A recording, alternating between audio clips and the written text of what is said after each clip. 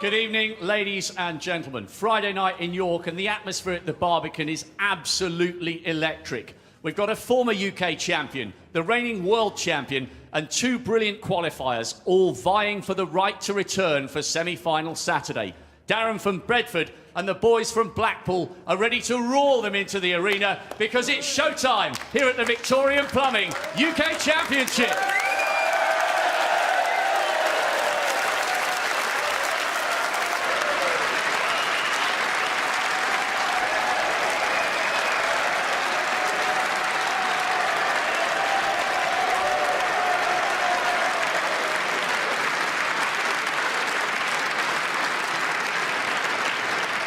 Please welcome a player back in the big time and back on form. From 3-0 down, that recovery against Selby was one of the best victories of his career. This is his 4th UK quarter-final in 5 years. 6 times a ranking event finalist. One of the most scintillating left-handers the game has ever seen. Give it up for the jackpot, Jack Lisowski.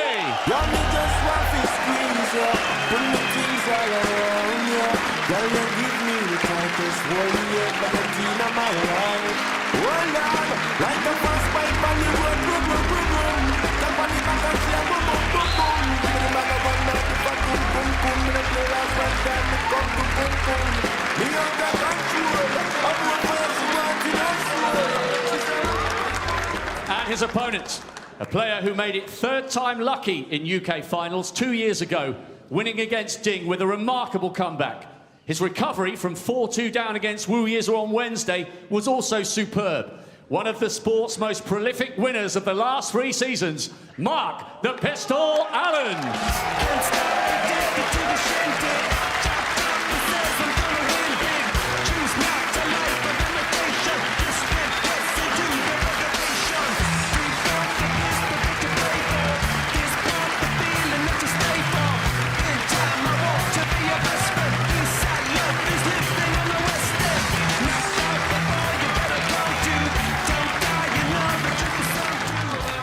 On table 1, here comes a player who always wears his heart on his sleeve, and tonight he is in dreamland.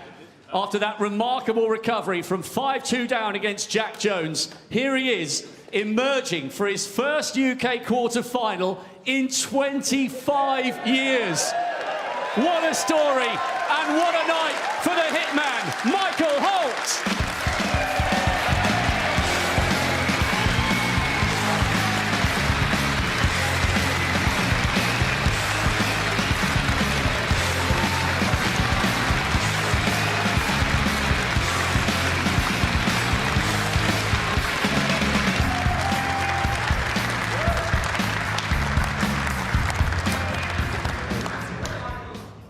And finally, to a player who has built brilliantly on that world crown in May. 2 titles already this season in China and Northern Ireland, and he's conceded only 2 frames en route to the quarters. The reigning champion of the world, the warrior, Kyron Wilson.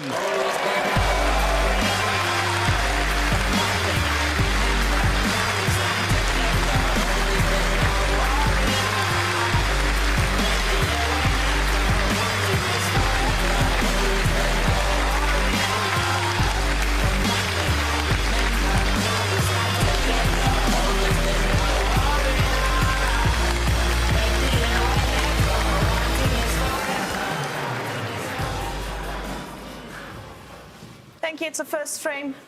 Jack Lisowski to break.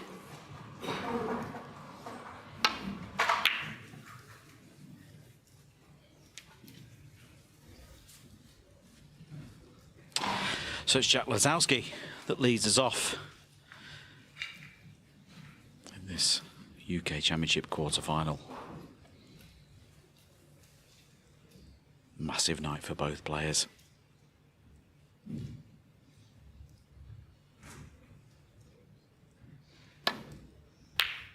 And a great opening red from Mark Allen. Steve,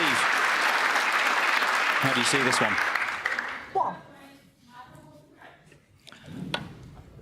Well, hard to pick a winner, isn't it? Slightly different styles, but Two very accurate players when they're on form.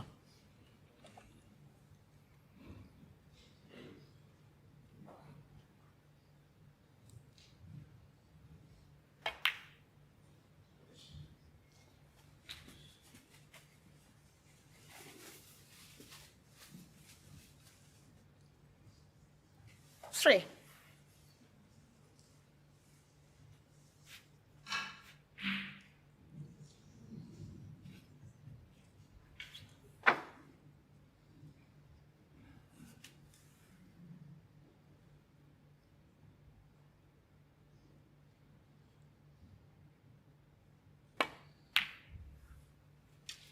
Four.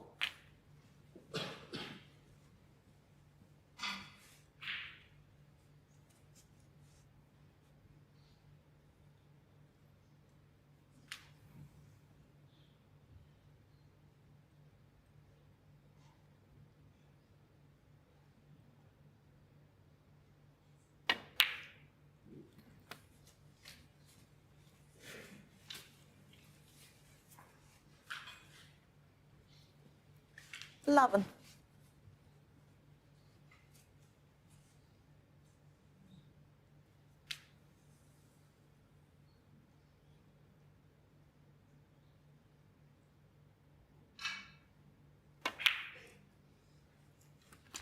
Twelve.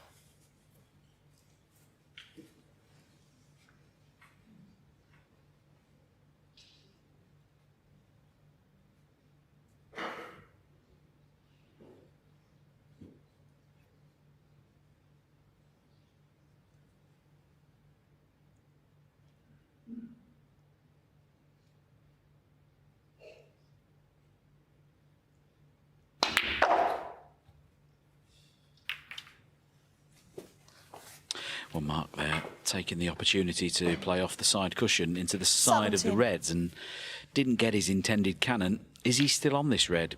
He thought he would always have this red as a reserve. Can he get through to it? If not, it's end of break.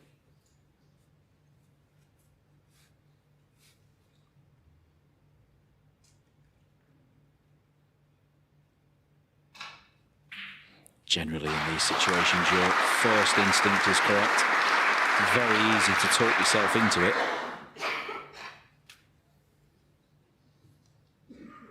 Thinks he can get it.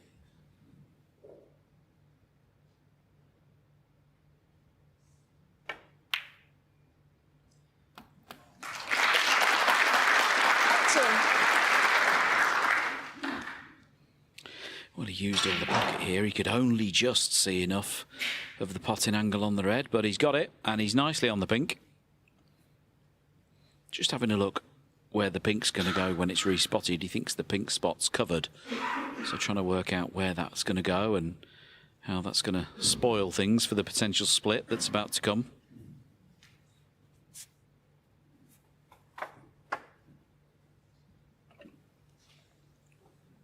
What would you fancy, Shaun, off this next red? Black or blue? Well, I think where the red is, I think the black's the natural ball to play the split from.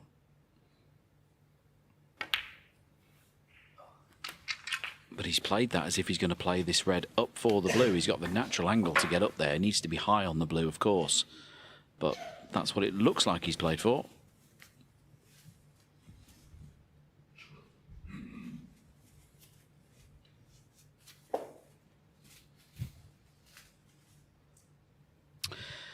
Now that is not a coffee.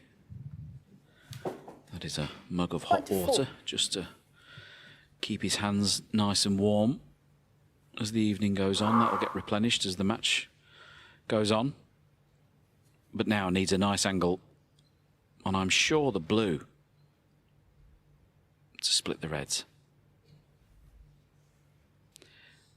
Somebody's just come in to the arena there that's put him off. We had this the other day with Stuart Bingham as he was on his 147.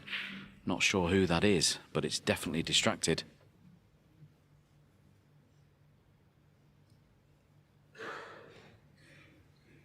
Just in that corner of the room, there's an entry point for photographers and camera people. But he's back down now. Has played up for the blue. 25. Would have liked to have been a bit further up the table. Now there is that red that's slightly away from the cluster, and that'll be his next red now.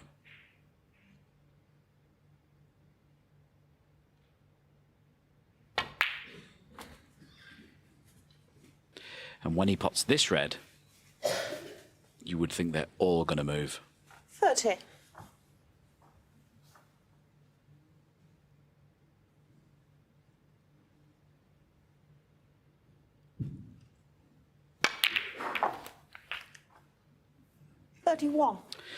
Well, he didn't go into it as hard as I thought he was going to do, but he's promoted 3 reds into open play, as we see the replay. Just didn't quite get into the main bunch.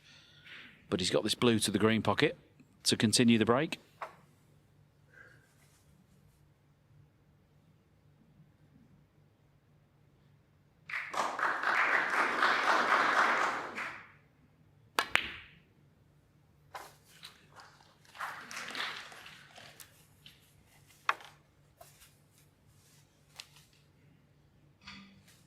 Six.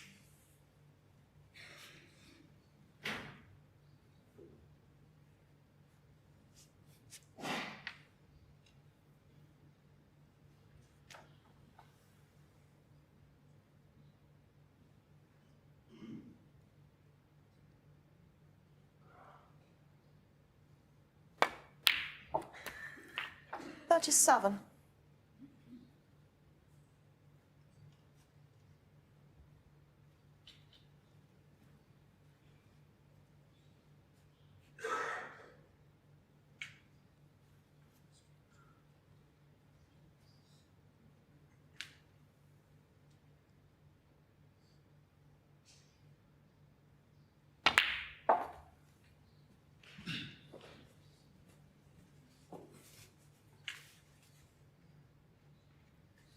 Two.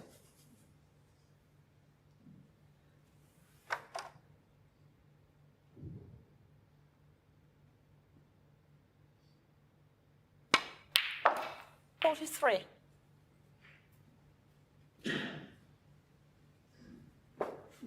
Great angle on the pink now. To split the reds. He's got that red to the left middle waiting as a reserve. You screw out of the reds. Try and play for that red just to make sure he's on something. Yeah, played the screw off the side, but that could have gone better. 49. You always need a bit of luck when you played those shots. He played that in completely the right way. He's just been a little bit unlucky, and now if he chooses to play the red closest to the cue ball into the left middle pocket, that is extremely difficult. 49 points the lead. Plenty on the table for Lisowski to make a fight back in this frame. And he won't want to just hand the initiative to Jack. I'll be very surprised if he plays this red to the middle, to be honest. It's funny, isn't it? It looks easy from this top shot we normally see the game from. But when you go to the lower shot, you see how acute an angle it is.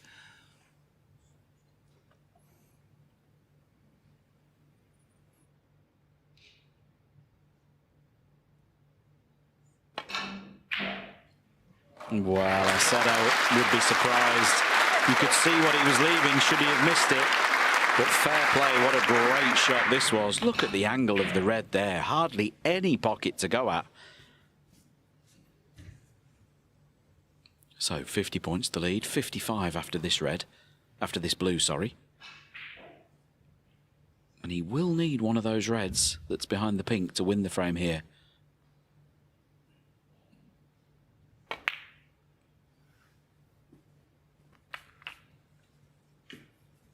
How does he get the cue ball off this red and the next colour into those reds?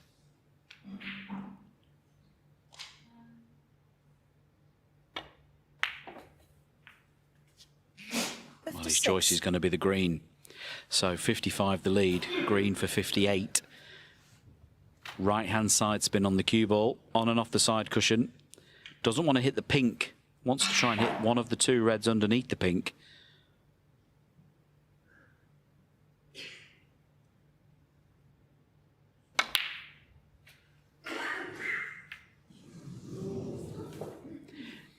didn't quite get the spin required there. That was more of a stun than a screw shot.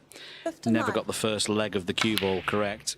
Potted the green, touch thin, clips the pink, and that's break over. So 59 the lead. Good first visit from Mark Allen, but this frame's still live. And that cue ball was close to the corner. No, he's okay. Mark Allen, 59. Good opening visit from the pistol.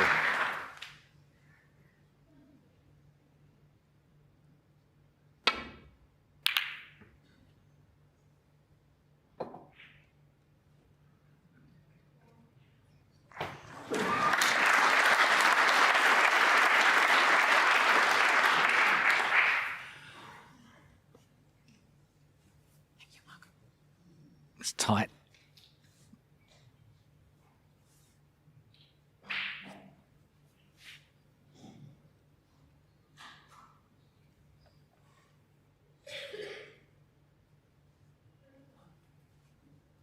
Not sure if Mark can get through to the potting angle of this red, but it's the worst decision in the world as a snooker player when you're forced into playing a shot you don't really want to play.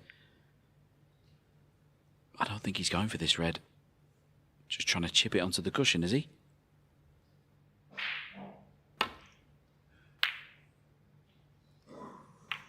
Well, do you know, he did go for it, and that's gone wrong. Got the double kiss. Jack Lisowski's safety shot, which he did get totally wrong, to be fair. He didn't mean to finish next to the brown. Has paid off. This could be an early body blow in this best of 11 quarter-final.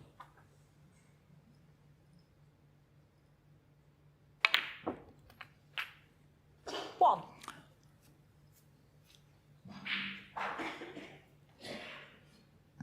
He can win with all pinks.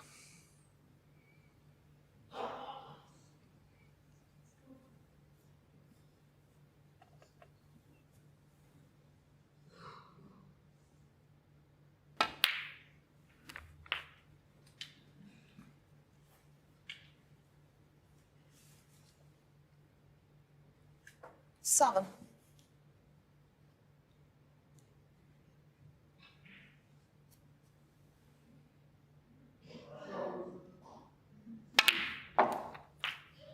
Eight.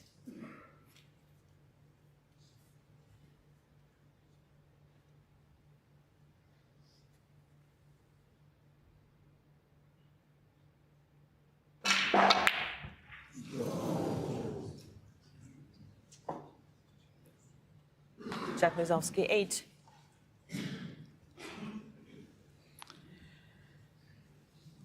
To thread the cue ball through baulk, but no excuse really for missing that blue. That's a poor miss.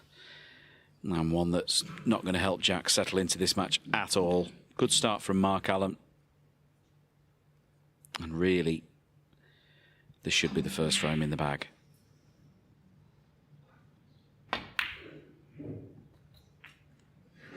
One.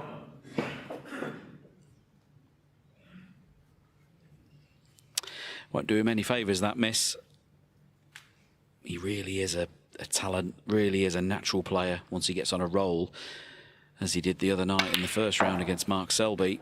He wasn't in that match at all until the fourth frame, and he got a bit of a footing in it, and then he never looked back. But as I say, that blue miss to the middle won't help him get settled in this match at all.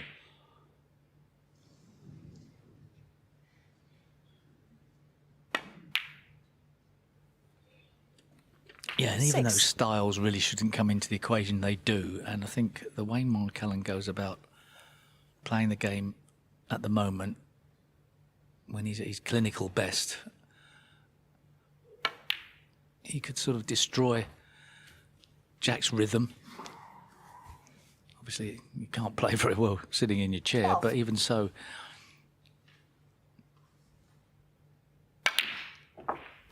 Mark's playing with such precision that sometimes you can't see how he's going to miss once he's in amongst them.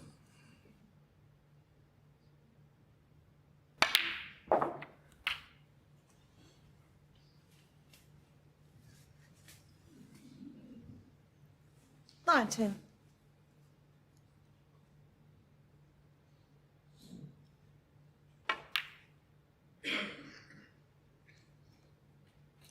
21.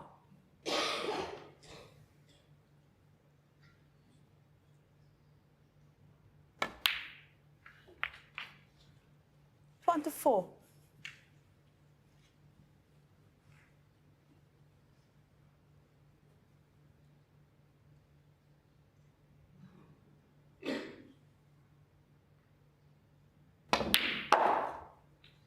28.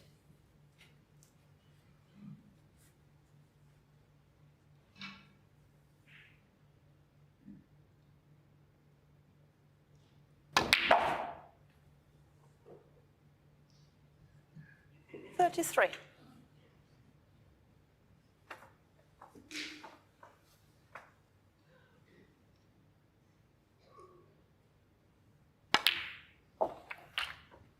$39.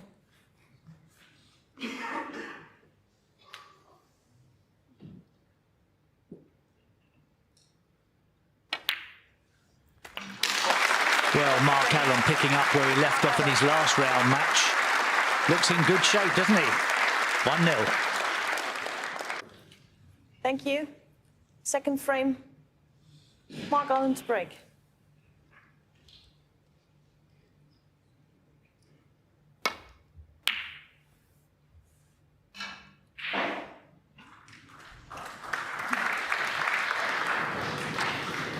Mark Allen breaking off then in frame 2. Just caught that red slightly too thick, and that's why it's travelled all the way up the table, but no real damage done. Good cue ball. And there's Bai Yulu in the crowd, World Women's Snooker Champion. Beaten this year in the qualifiers of this event by Jack Lisowski. Taking a very keen interest in his progress this year. Oh, and that's a great shot from Jack Lisowski. Very quiet in frame 1, but frame 2 now in his hands.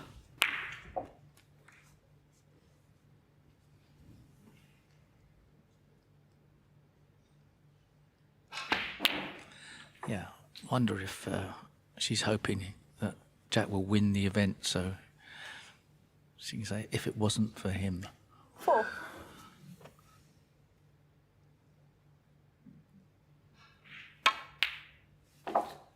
Five.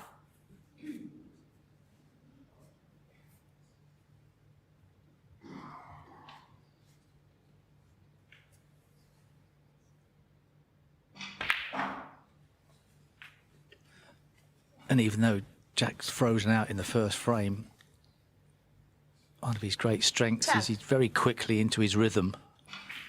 It's a big advantage.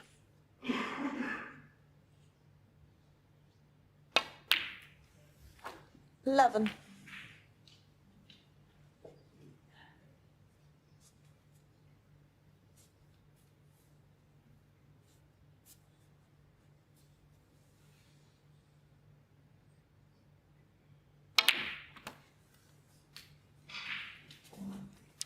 Now, ideally, Jack would love to take the next 2 reds and blacks and leave the red 18.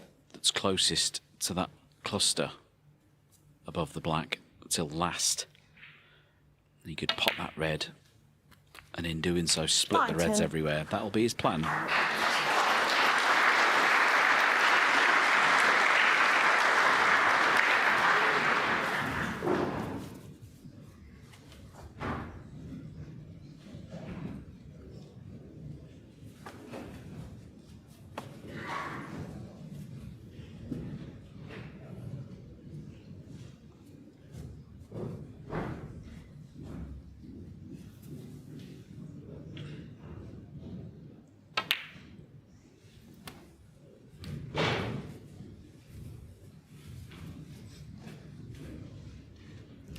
$26.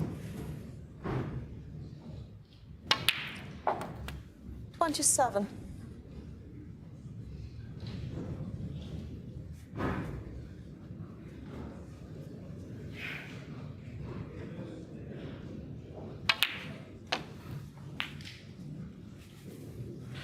No, he's got a great angle on this red. This was the red I meant a few minutes ago. 34. Playing this with topspin through the reds. Didn't open as many reds as I thought he might there. Thought you might have played that harder. Shaun, more often than not these days, the players pot that and screw back. It seems to do more damage to the pack, doesn't it? Could he have played that one in such a way? Yeah, he absolutely could. I mean, you've got to play it as you see it, haven't you? He just potted that black on the thick side, and that slowed the cue ball down. Is he even on this next red? That's very tight. You can pot that with left-hand side, but I'm not sure he can pot it plain ball. And that's all because he potted the black in the wrong part of the pocket. Yeah, and also the cue ball would have had a little more speed if it hadn't have caught so much of the black.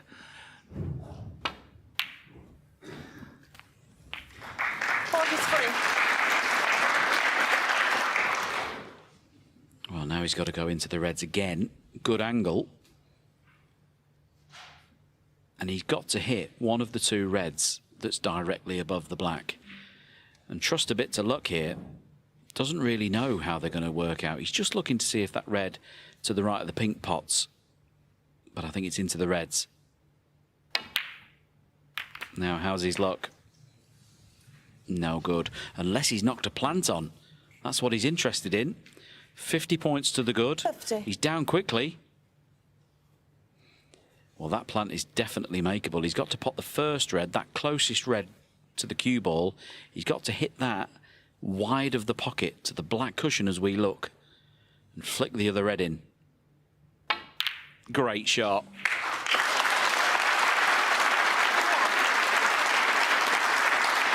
Lucky to finish on this, it has to be said. But having had that piece of luck, that was excellent. Now that red that's directly above the black does pot to this right-hand corner pocket if he can get the cue ball in the right place.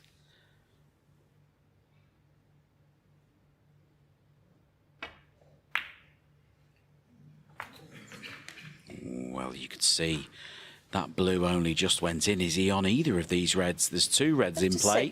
Is he on either of them?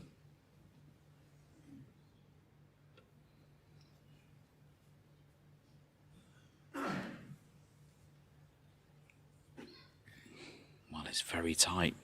He thinks he can get through to this red. This is the red he played for. But he nearly missed that blue. And in doing so, he's left the cue ball 4 or 5 inches out of position.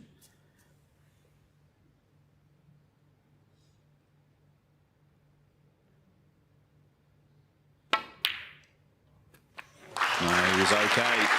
Just about got there. Just finding trouble here in this frame as he gets to the line. 57 the lead. Lovely angle on the blue to play the kiss to the reds. Needs a bit of luck. Be very unlucky not to be on a red.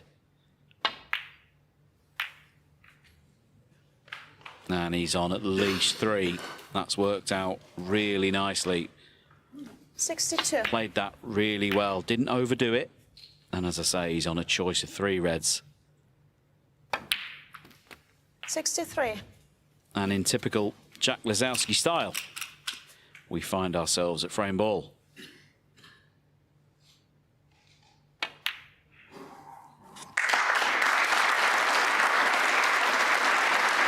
Yeah, one of the most fluent and 70. fastest players on the tour. He's great in full flow. 71. 19 seconds a shot.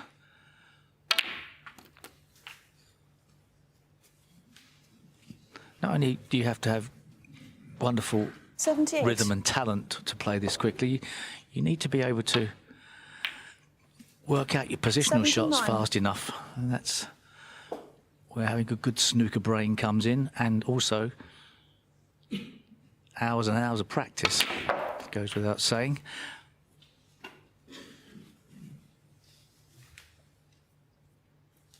Eighty-six.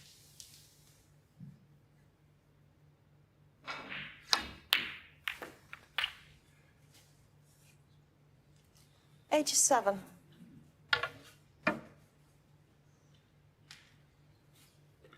Looks like a natural angle on the black just to pop the black. And the cannon to the reds. Almost unmissable.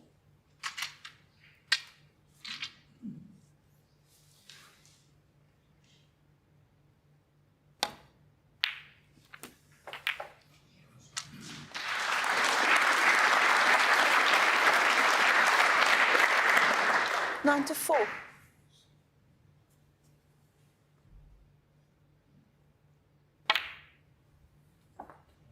95.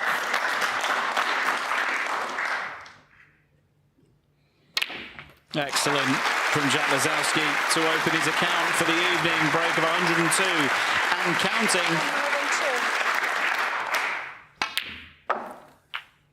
102. This has been an 103. excellent response.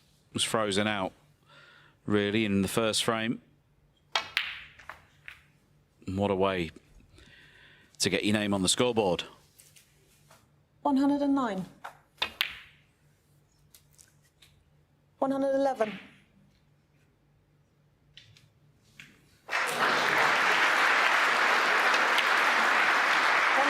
114.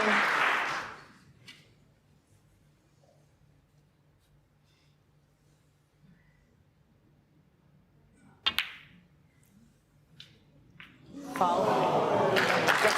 Well, no one saw the enough coming. What a great break from Jack Lisowski. He won't be too bothered about that. 114 gets him on the board and he levels the match at 1 frame each.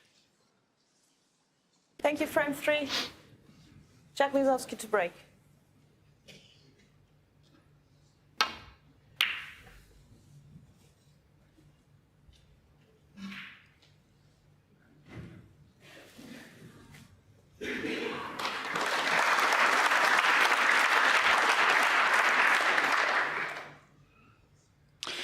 Well, I would have naturally said that was a slightly heavy-handed break-off from Jack Lisowski, but the players now, they leave that cue ball behind green or yellow so often, I'm starting to think that they're doing it on purpose. Well, it does mean you can hit the ball harder and maybe get that wing ball to go off the side cushion and back into the pack. You do risk a red the other side poking its nose out, but not if you're snooker behind the green. I did it 3 times in my match today against Barry Hawkins. I left him a red every time.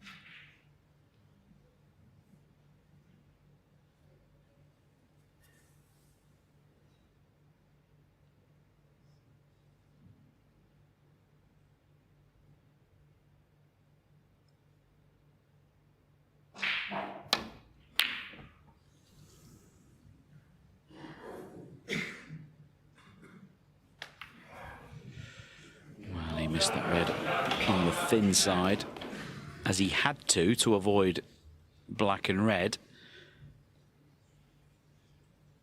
Played it with an air of safety about it. Couldn't have predicted the red would go up and down the table and lift a sitter for Jack Lisowski.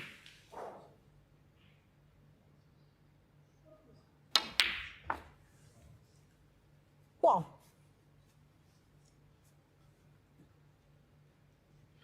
Now, if the reds were closer to the pink, Jack would have played for the blue there to split the reds, but the fact that there's a separation between pink and the main cluster means that he's probably going to play for that red by the black, or that one there underneath the pack.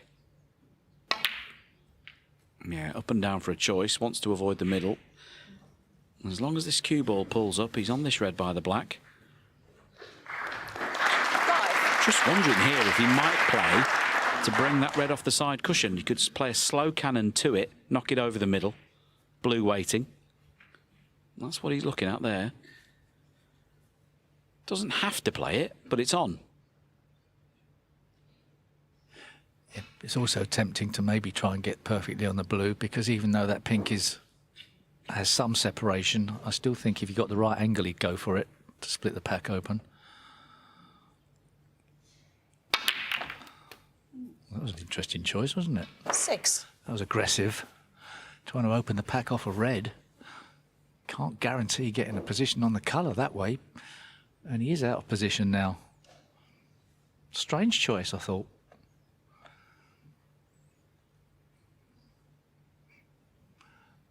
You're more in tune with modern day break building than me, Shaun, but it seemed interesting. Yeah, no, I know why he played it. I think he thought the cue ball was pushed higher up the table, but yeah, it's peculiar to play it that way. And ultimately, it hasn't worked out. Cannon to the brown was by mistake. And I feel safe here, Steve, 11. to say that's the break over. I can't see even Jack Lisowski potting one from there.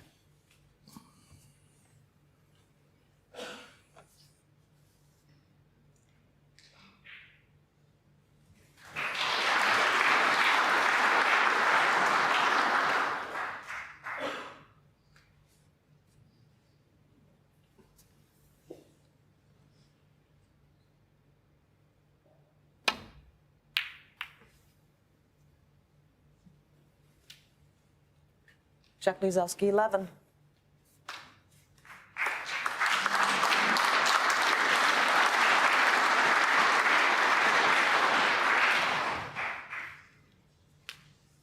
Now, as we settle into this match, it's good to look back at their previous head-to-heads. They've played each other 10 times, and it's 5 apiece. However, Mark Allen has won their last 4 matches against each other. Has he got the cover on this red to the right corner? He has. Pretty lucky, you'd have to say. He didn't mean the cue ball to finish there, I can tell you. Mark Allen, though, has won their last 4 appearances, including the last time they met in this tournament, which was the semi-finals of this event back in 2022, and where Mark won 6 frames to 5. Tough to split them 5 apiece on the head-to-heads, but Mark definitely with the best of it in the last season or 2.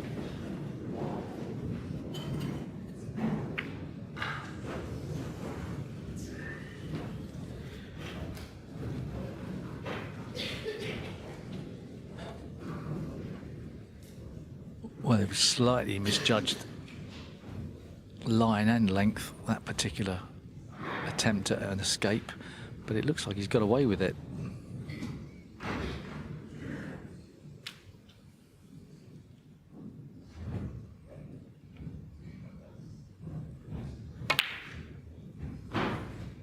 At least for now.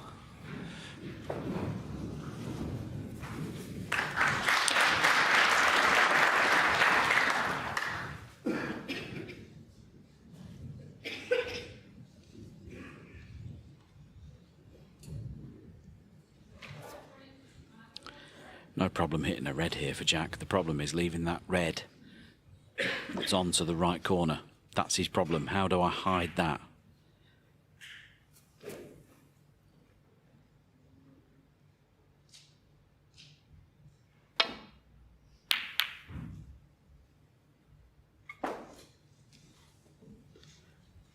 And he needs that cue ball to travel. Otherwise, he has left this red on for Mark Allen. Mark coming to see if the black pots.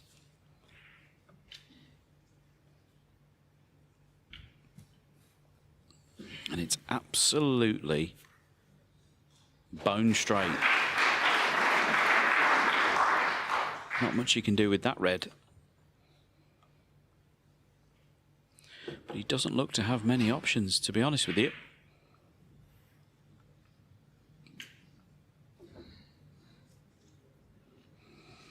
There you see the black doesn't go to this corner. So if he goes for that long red and leaves the cue ball there, he'll have pink to left middle. But of course, if he goes for it and misses it, he's going to leave everything. So this is the decision. The harder he hits this, the harder he makes the pot. And he's just coming up 19 minutes since his last pot. So this is the last type of shot you want to play to break that barren patch. You could try and pop this red and screw the cue ball back to where it is now. Screw it out of danger, but that makes the pot very difficult. And this shot, this typifies the new style from Mark Allen in the last season or so. He's not even looking at the long red, trying to rest in the cluster. And this looks wide. Has he left that red?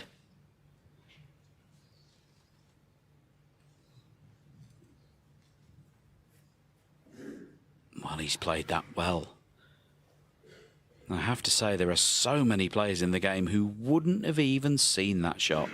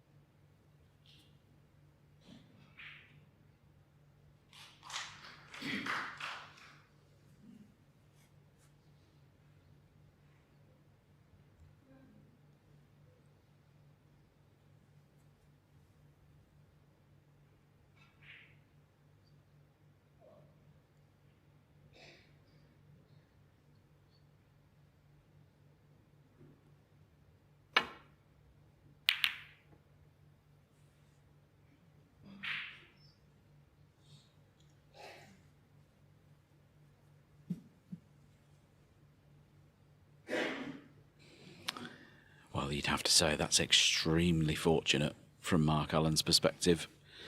Played that safety shot, would always leave that long red there if he leaves the cue ball, as he has done, and that red, that second red, has come over and blocked the pocket. Oh, but what a shot! What a shot from Jack Lisowski. I did not see this coming. The full ball plant onto the second red. Stop it. He so quickly worked that out. I mean, but look at the cue ball. He knew what he was doing. It wasn't a mad shot. It's just, I don't know, he just didn't spend any time working out that. Psychologically, Mark Allen playing very carefully. Jack Lisowski trying to make things happen. And this green as well. Doesn't have to go for this. Oh! Could have played the roll up. Lisowski won. Different styles. Who's going to win tonight? The old Mark Allen would have played a more aggressive game, but the new version, the one that's got a bit of success recently as well, is playing a far more considered tactical game. Bit slower as well. It's tough to play like this, but he's got results.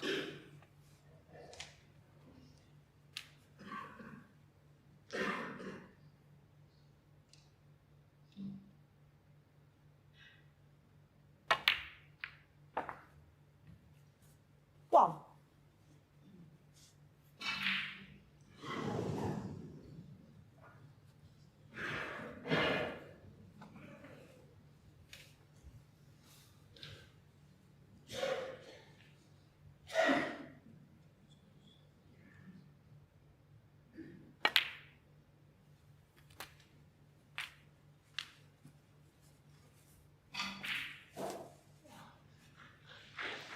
Seven.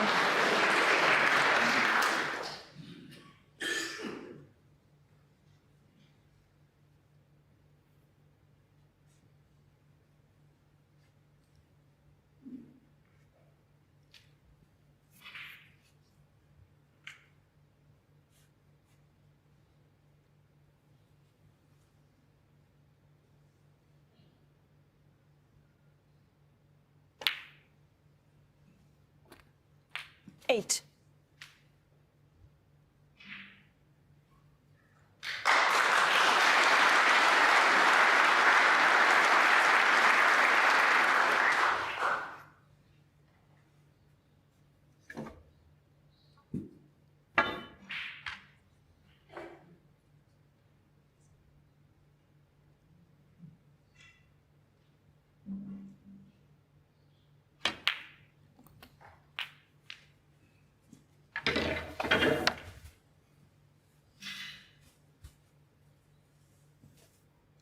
Yeah, I must say, Steve, I think that's an important point that you make, which I think doesn't get the coverage it deserves.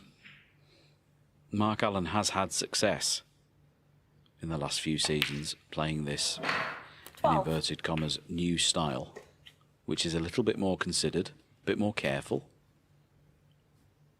But that's what the game's about. It is about winning. And he's done a lot of winning in the last few seasons. He's taken a lot of criticism for the way he's gone about it. But his trophy cabinet is getting fuller and fuller. Don't forget, this is the player who started the season ranked #1 in the world. They don't give those awards out for nothing.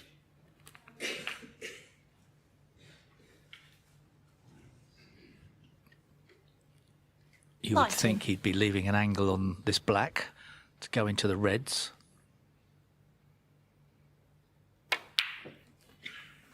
Pointer. Guaranteed to be on the red to the left. He's a bit straighter than he wanted. A little bit of a mistake, that.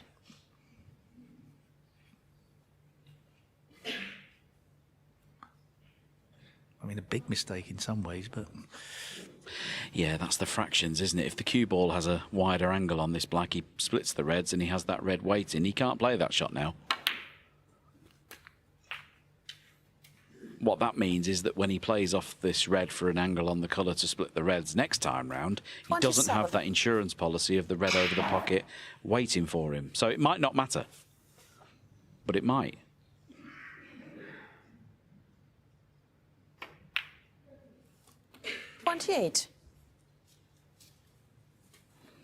So he's got a perfect angle on the black this time to arc the cue ball into the reds. He's playing to hit that red that's directly above the black, but the cue ball will be arcing off this back cushion with topspin. Just a hint of left-hand side. Watch the reds. Now,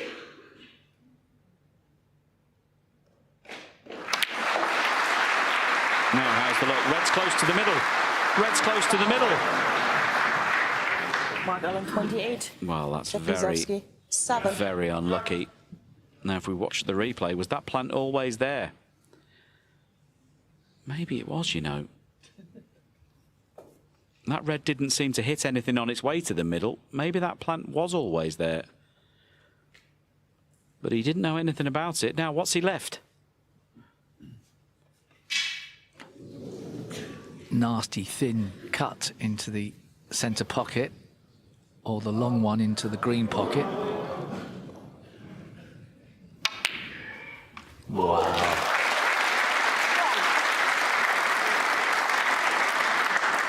He needs a good split on these reds himself.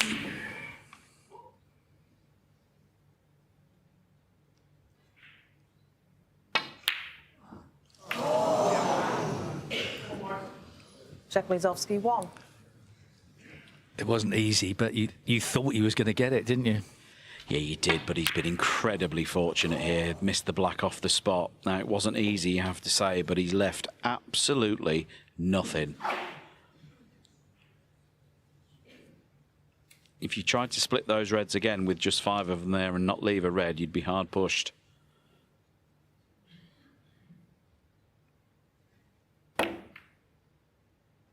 Now, this cue ball looks a little bit short, but only a little bit. That's not too bad.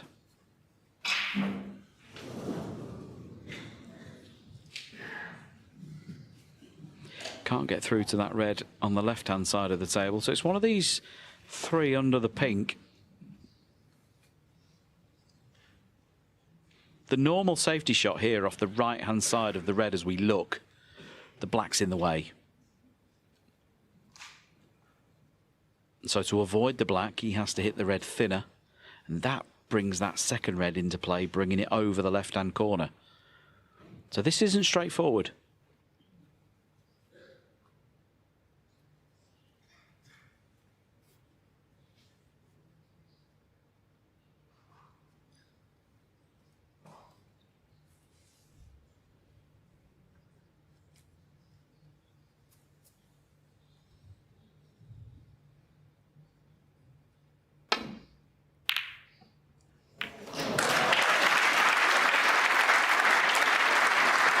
Or you play the plant. Now, there was no apology. I'm not 100% sure whether Jack played that or not. Simply because he cannoned the red on the way round, and that wouldn't have been in his plan.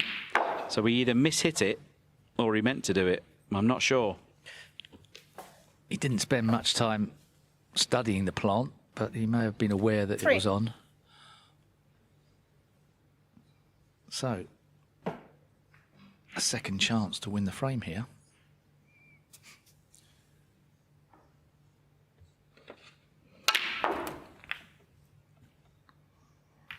Four. Bit lucky there. Didn't play that. Trying to screw past the pink. Can he get an angle on the red to pop the red in the middle pocket and nudge the other one out into open play? It's not great as an option, but No, I think what he'll be doing here is pink to middle, and then this red to the right corner.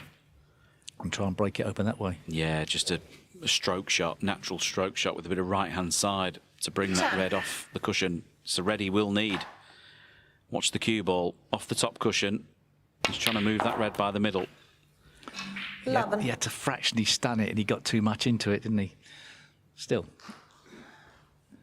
at the table. He might even try to move it off the brown. No, he's playing the green. Brown was an option. A bit of a dead contact there. Didn't seem to react properly, the cue ball. 14. So he can't really, off this red, guarantee any type of position. He's just got to cut it in and hope for a good position on a colour. Ooh. Bit ragged there, wasn't he? Yeah, and there you see the two sides of Jack Lisowski. The natural, wonderful, long potter. Seems to pot anything he looks at. And then on the flip side of it, just a tiny little bit casual. Made a simple situation complicated there. That's what frustrates people who watch Jack.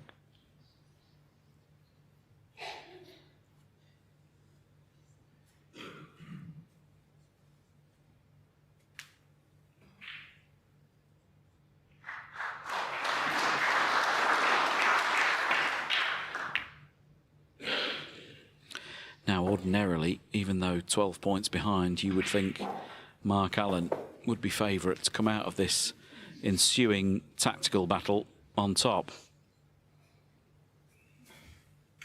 That black's not really in play at the moment. Neither player needs it. So this frame is live.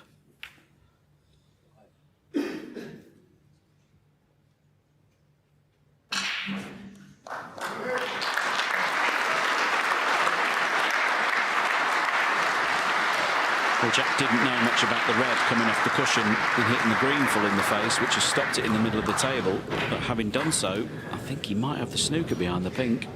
Mark jacking the cue up, trying to swerve around.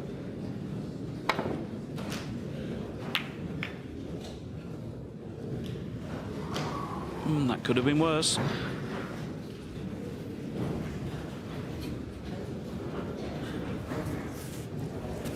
Would you leave as quiet as possible, please?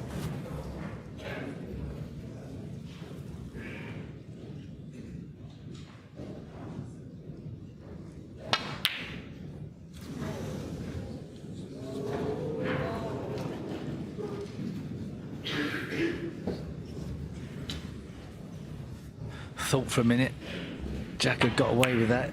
It was another aggressive chance. He could have played a safety shot. But he may have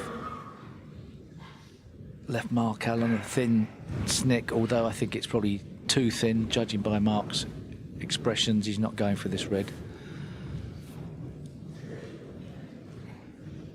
Yeah, he's got a great chance here, hasn't he, to double the red across the table, leave the cue ball in behind the brown, covering both reds.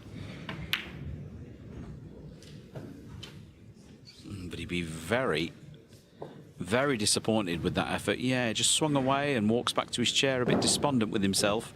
Not sure if this red passes the blue into the corner pocket. Might go to the left middle if he fancies it.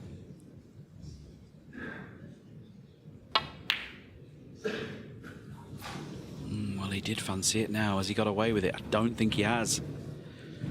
And that flick off that second red has gifted Mark Allen a chance to win frame 3.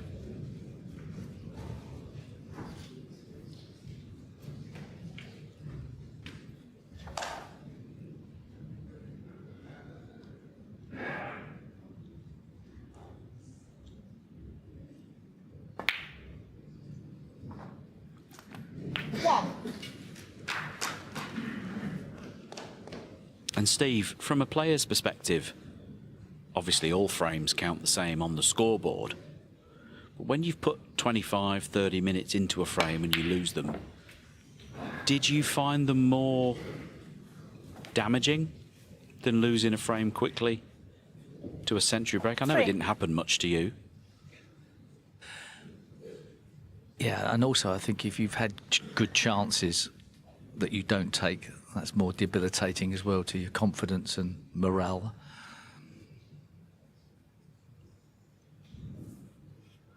Jack's sort of thrown this frame away a bit.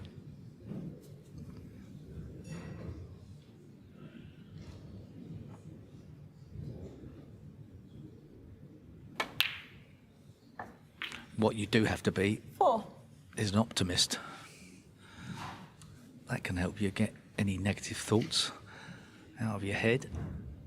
The next chance you get, you've cleared the slate.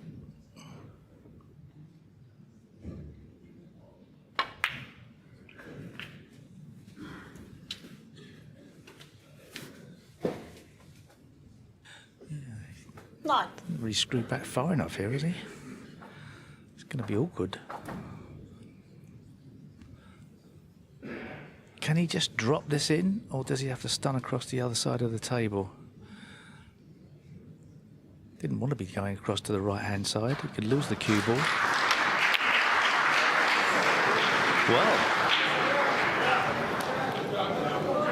both players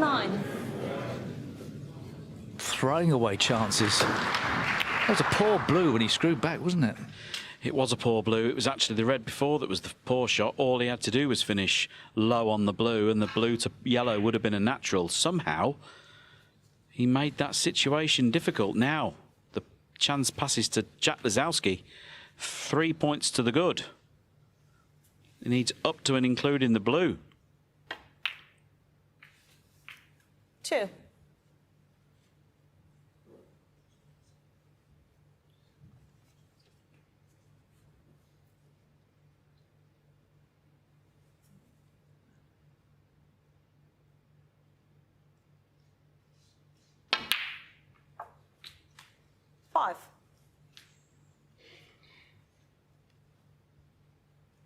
Well, about 5 minutes ago, I said there was probably only one winner of the tactical battle.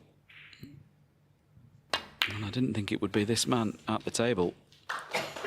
9. But that's what's happened here. He just needs this blue for a massive bounce off the side cushion, you'd have to say. Just this blue to leave Mark Allen needing snookers in frame 3.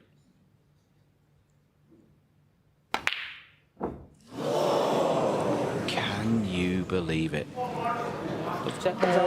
the balls that Jack Lisowski pots. He misses that simple, basic blue to win the third frame. It was a poor brown, but you expected him to get the blue.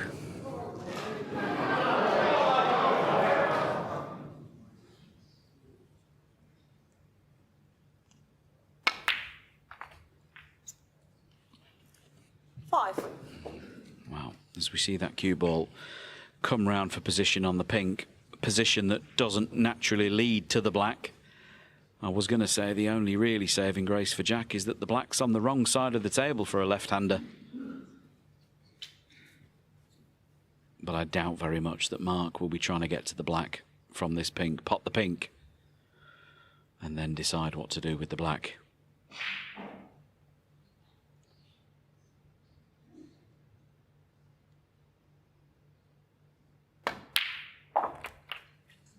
Level. Would he fancy the double, Steve? Well, it's going to be maybe tough from there. It's not natural. He's going to make it, but you should get a good white ball.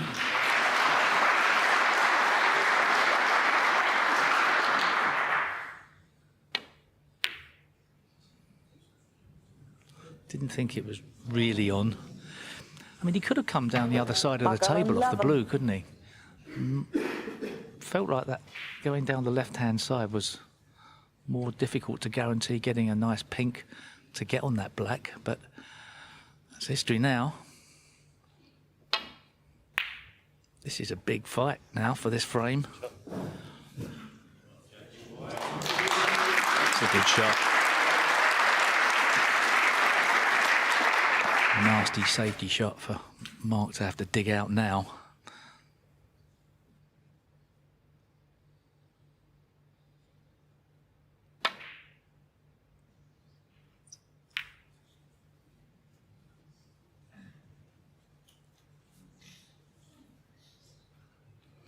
Well, if this were an exhibition, Jack would play the double to the yellow pocket. I'm sure he won't play that.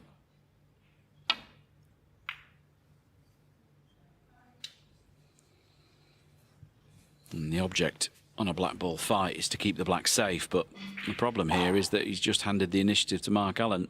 Mark can chip this black on and off the cushion to the baulk cushion, cue ball down to this end of the table, get distance, and with it the advantage.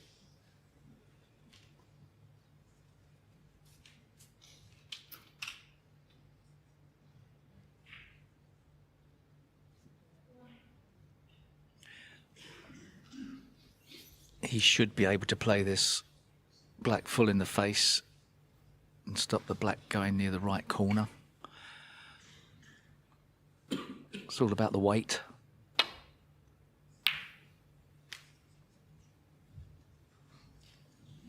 Different choice of shot to the one I'd picked out, but it's good cue ball. I mean, there is a tempter for Mark Allen, but he taps the table. Don't like that shot, I have to say. I feel like the old school ways are the best in that situation. Keep the black safe, keep it on a cushion. Yeah, object ball safety.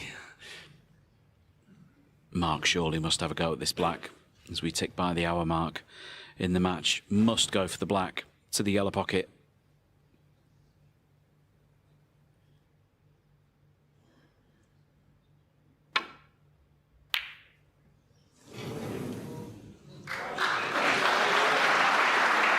Well, he did, and he missed it on what you would class as the right side, missed it thin, but hasn't got the cue ball or black safe. Now Jack Lisowski, one test of his cueing for frame 3.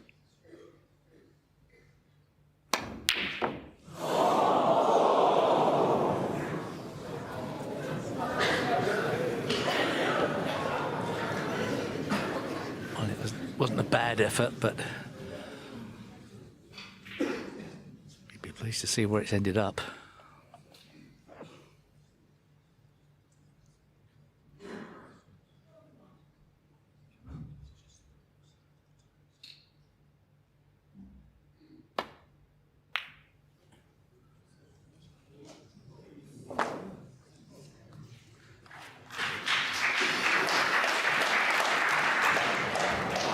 Dangerously close to the centre pocket. Will Jack be tempted by this black? Yes, he will. And then it goes. A tough frame for both players. Jack Lisowski walks out of the room to compose himself. From 1-0 down, he's 2-1 up. Thank you, frame 4. Mark Allen to break.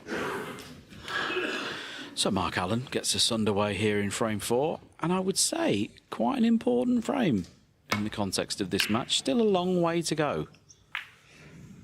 In the best of 11.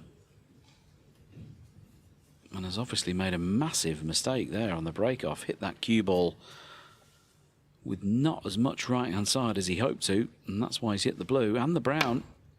And Jack Lisowski is off and running here already. Just wants that cue ball to pull up short the yellow. Can he get through to this green? As we see the replay, floated that red in lovely.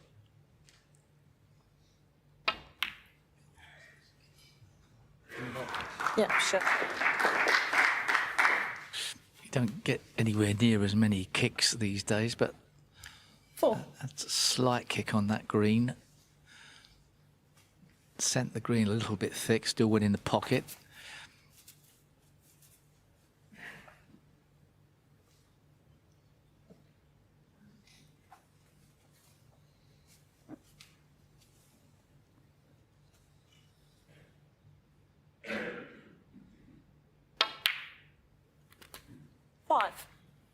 And the mad thing here, as we're in frame 4 of this match, Jack Lisowski's pot success in this match is 86%. Mark Allen's is 90%. And yet it's Jack with the 2-1 lead. And with a wonderful split of the pack there, somehow that red has come back towards this corner pocket. As we see the replays, watch the red on the apex of the packs goes backwards. It's out of Mark Allen's hands now, this frame. It's like he did that to order, wasn't it? It's a weird table with blue and brown going pretty safe. Reds have scattered to the 4 corners. 13. But still a significant pack that needs to be addressed. And a chance now, maybe. He likes to go in early.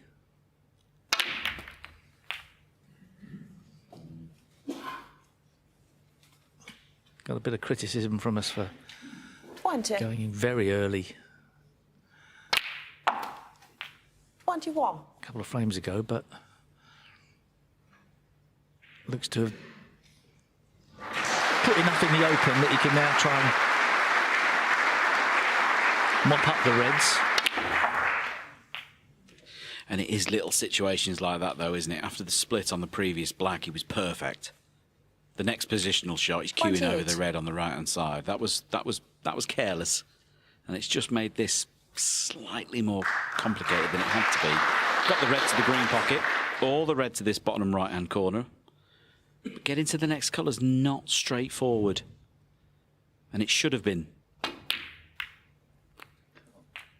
29. And that cannon has gone okay. Didn't know much about it. Well, maybe gone better than okay, than actually being able to now get the blue out on its spot.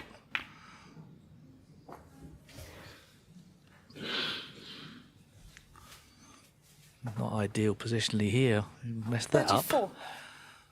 Certainly didn't want to be queuing over the top of the blue. Underhit that. Obviously he had to make sure of the blue. But now he's made this red missable. I think we've seen more errors than we expected. Yeah, and that's the frustration for Jack Lisowski fans, isn't it? Because he's been to these 6 ranking finals so far and not managed to get one over the line. In full flow, he's capable of potting anything he looks at, beating anyone he plays. But it is just these small mistakes that he makes. Thank you. Unforced errors just makes things slightly more difficult for himself than they have to be. That's what catches him out. And he does it to himself. Thankfully, he's got so much talent, he tends to overcome it. But that's the only thing holding him back.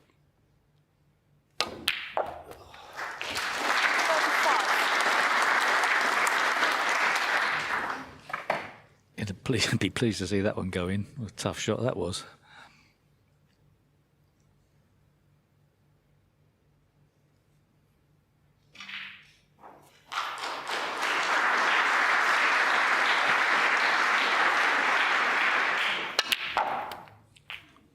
a fantastic shot that is. Wow.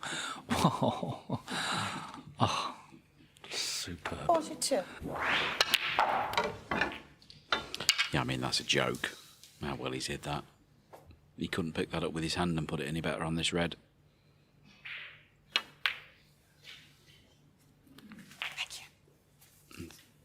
Slowly but surely, pot after pot, he's inching his way towards the line in this frame. And I said at the start, it's quite an important frame this. Mark Allen won the first frame of the night, would have felt good about himself. Lost that black ball fight in the previous frame, wasn't in the second frame. Jack with that break of 114. 3-1 at the interval for Jack Lisowski. You wouldn't want to let him run too far off into the distance.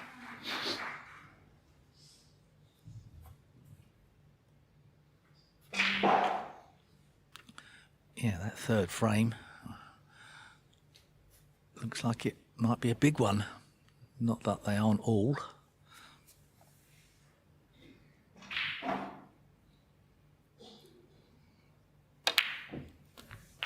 $51.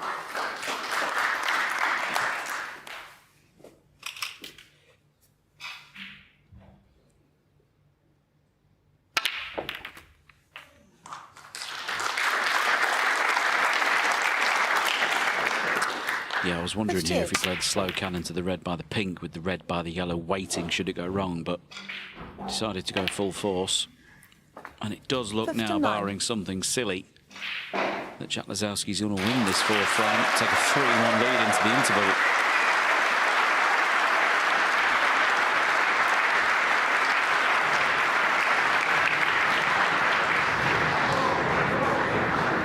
$65. Just this red and one more colour for the frame. 66.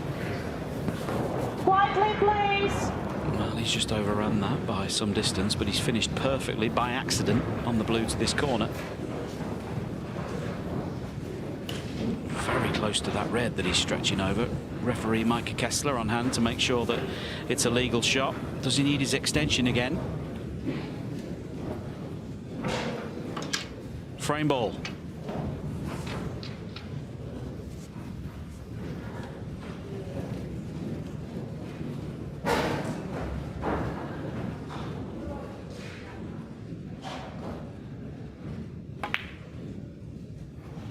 Yes, no mistake. And so it does look as if that careless break-off from Mark Allen here in frame 4 is going to cost him. 71.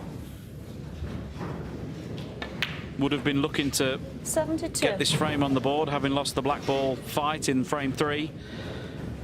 But all he's managed to do is play one shot.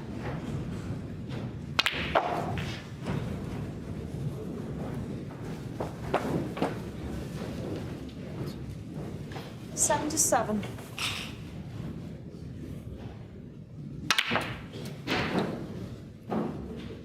$78.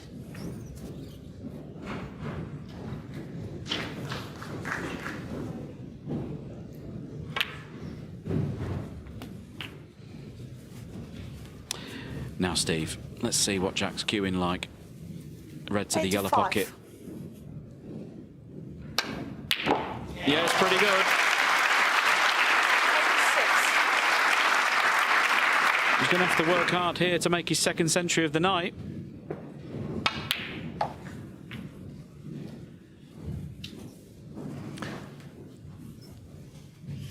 You can see why the crowd 88. always wants him to win. He's such an exciting player to watch. Didn't clear the table, but a great 88 break. Seals the full frame. He goes into the interval 3-1. Thank you, frame 5. Jack Lisowski to break.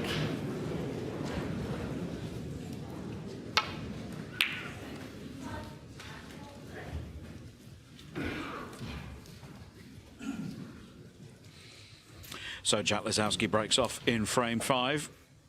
3-1 ahead. After the first 4 frames, breaks of 88 and 114. Helped him on his way.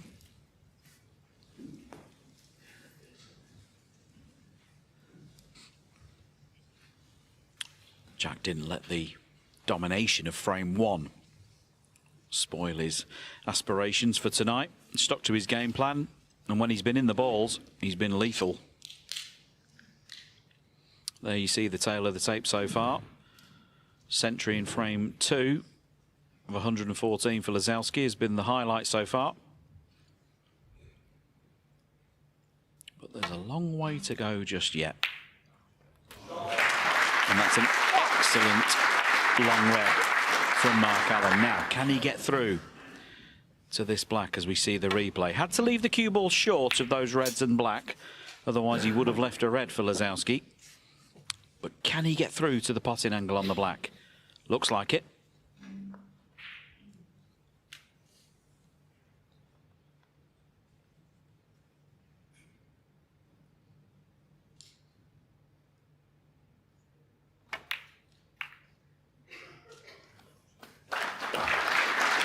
Well, he could. And very nicely controlled cannon to the pack, leaves him position on this red to the right of the black.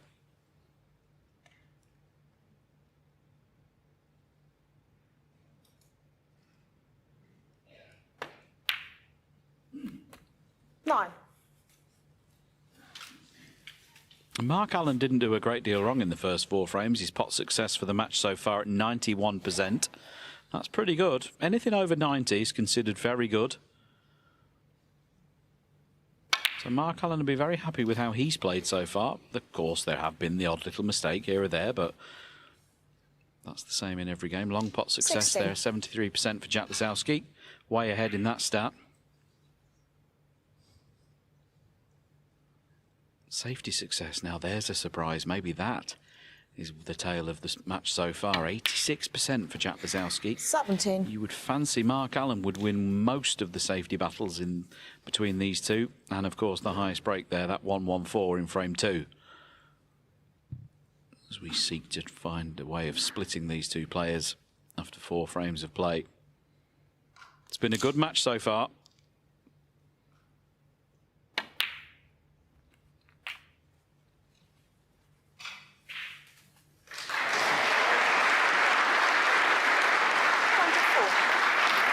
He slightly underhit that one. He played for the red next to the cue ball into this pocket down here on the right hand side. Shouldn't be a problem with the red to the middle, but it's not what he played for.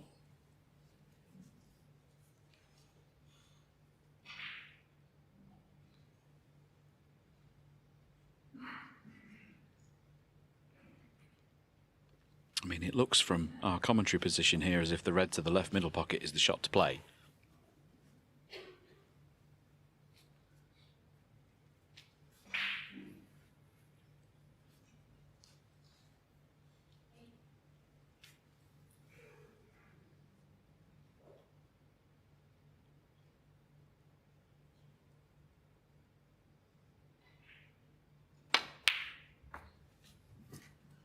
To 5. And he wants that cue ball to speed up now. He's underhit that by 3 or 4 inches. He can still pop this black and cannon the reds, but he's going to be skimming off the reds rather than going into them with force. This isn't straightforward. You can see that line of 3 up the right-hand side of the cluster. They're the problem here, because any contact on those reds is going to push the cue ball towards that right-hand middle pocket. Very hard to retain position on a red here.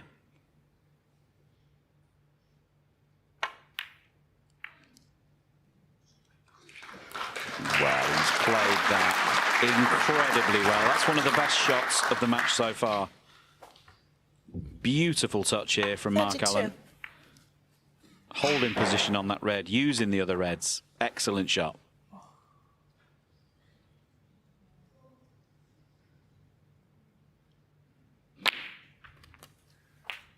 $33.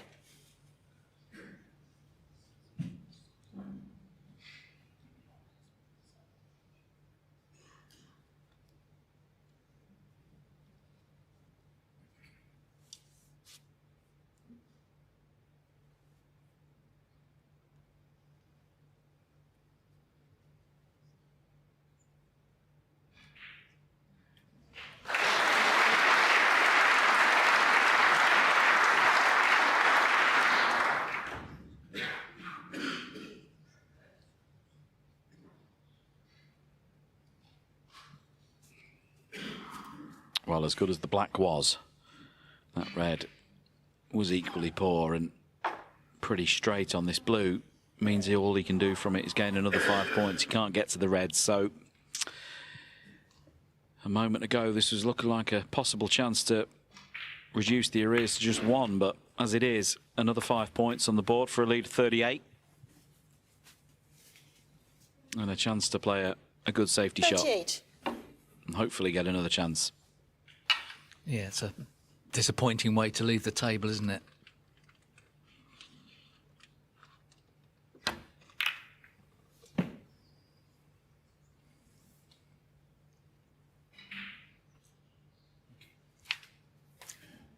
Mark Allen, 38.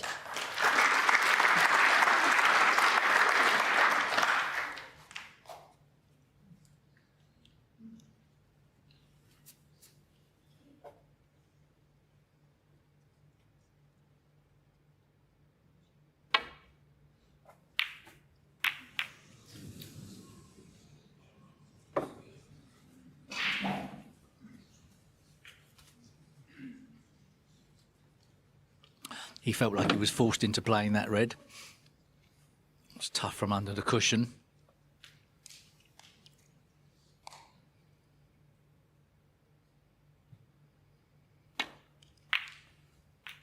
Wow. So, second chance for Mark Allen. He'd very much like to make this one count.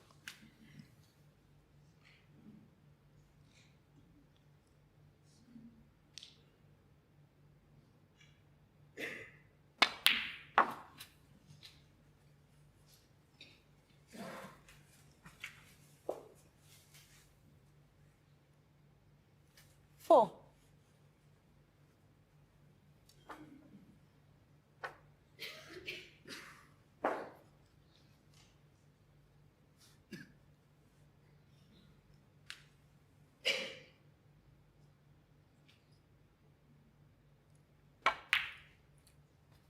Five.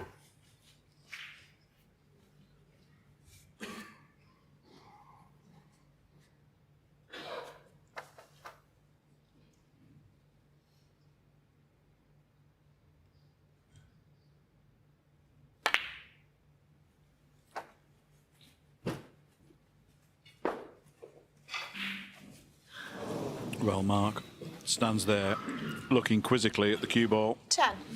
Just didn't seem to come backwards. And he's underhit that by a good 12 to 18 inches. And he played for that red nearest the corner pocket, and you can see he only needed the cue ball to come past that red, and he was okay, but he had such a big margin of error. This red's missable now.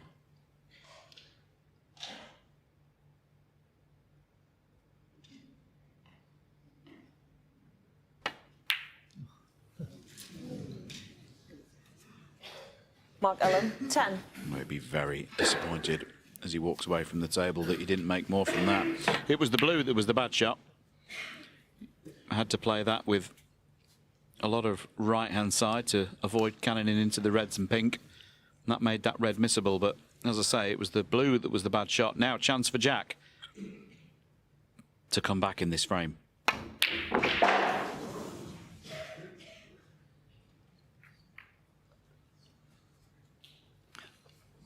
Well, I expected him to pot that.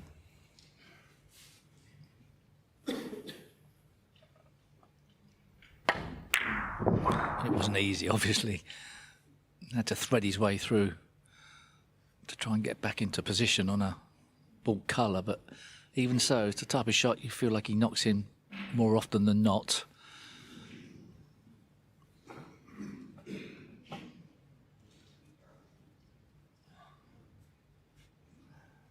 Yeah, and the margins are so fine between these players, between winning and losing. Later on tonight, when we're telling the story of this match, if, it's a big if, from 3-1 ahead, if Jack Lisowski were to lose this match, that's the type of shot, that type of miss we could be looking at as a potential turning point.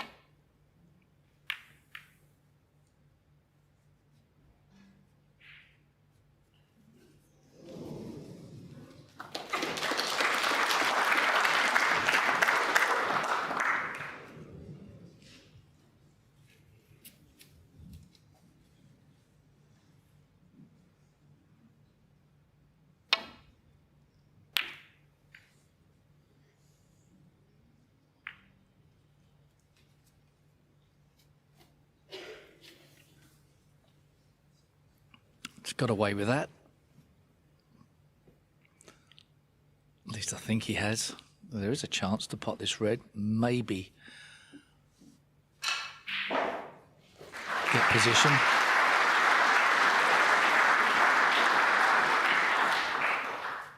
In potting this red, it might collide with that red on the top cushion and stay on the black. Or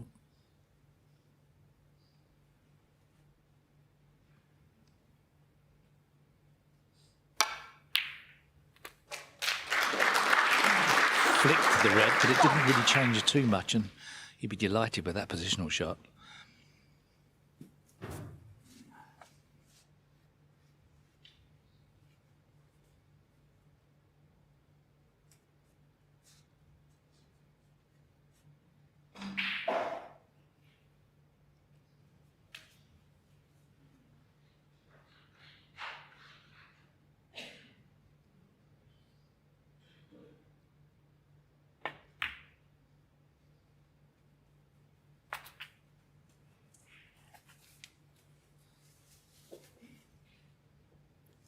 Six.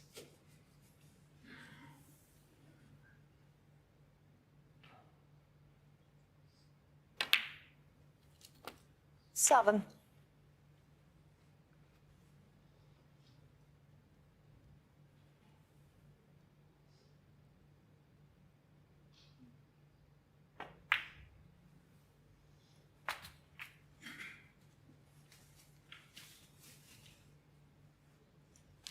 Twelve.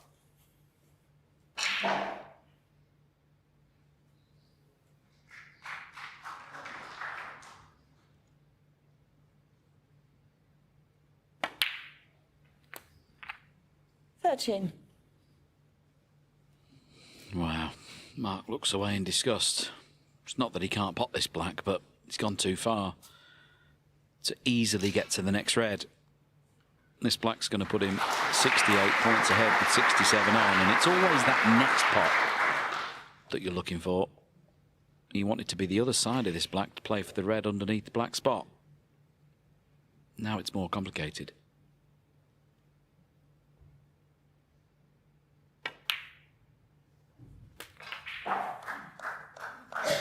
So that snooker's required, as you see on the screen, 68 ahead, 67 remaining, but that lax positional shot from the previous red means that this frame has a bit more mileage in it just now.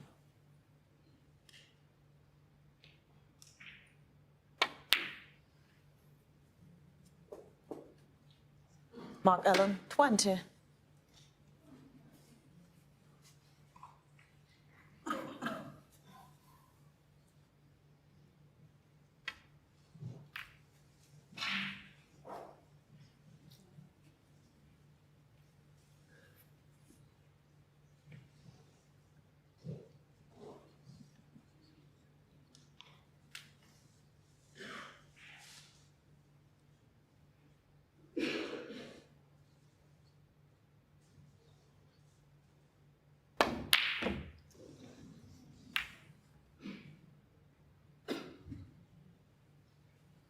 Wants that red to run safe.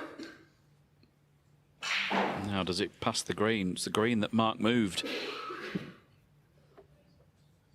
Might just passed it. Off the far jaw.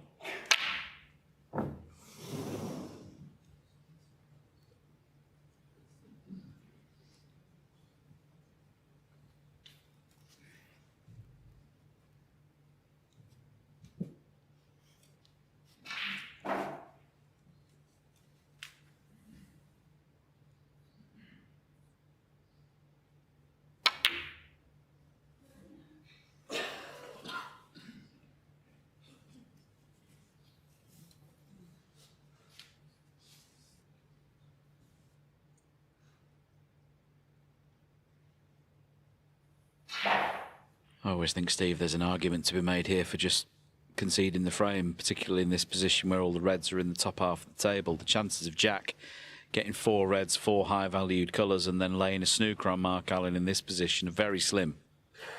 And potentially, you know, he's... he has decided to do that after all. That's exactly what I was saying. So that concession came as somewhat of a surprise. But Mark Allen reduces his arrears to 3-2. Thank you. Frame 6. Mark Allen to break.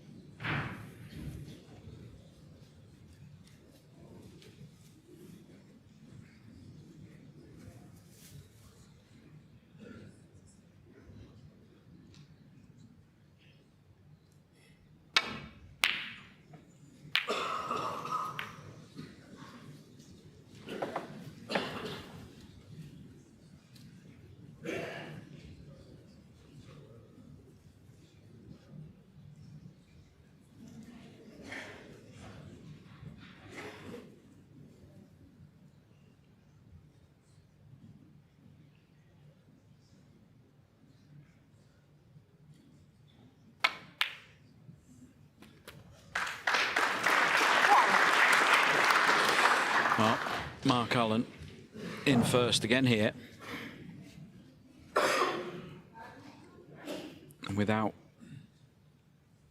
fully being in full flight yet in the break building department's highest break so far of just 59 as we enter frame 6. He's got first chance with an opportunity to level the scores here at 3 each. Just what he would have been looking for as he thought about things during the interval. 4.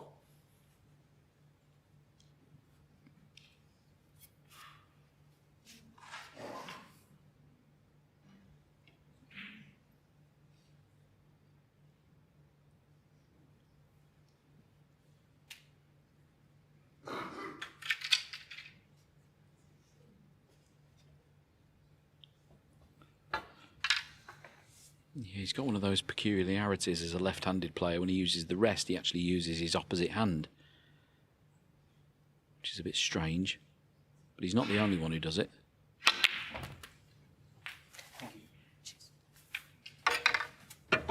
Five. Now, difficult to get to one of these loose reds. These 3 loose reds by the black. Difficult to get to them off the blue. It's a great angle on the blue if he wants to split the reds, take a chance. It's not Mark's natural way to play shots where he can't accurately predict where the balls are going to finish. He likes to be in control of what's happening on the table. But that angle on the blue is there if he wants it.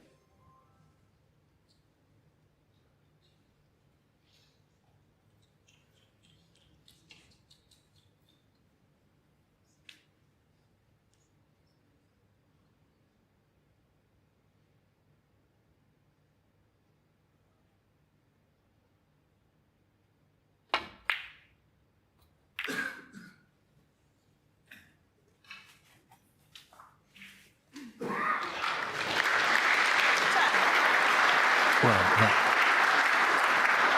could have gone wrong, but couldn't have worked out better.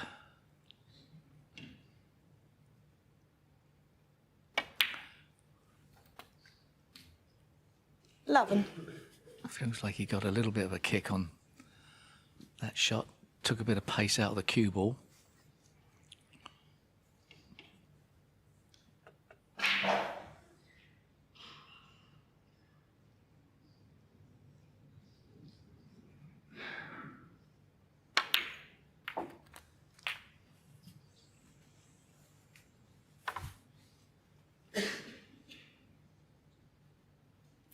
Yeah, and there's another example of what I meant on the blue.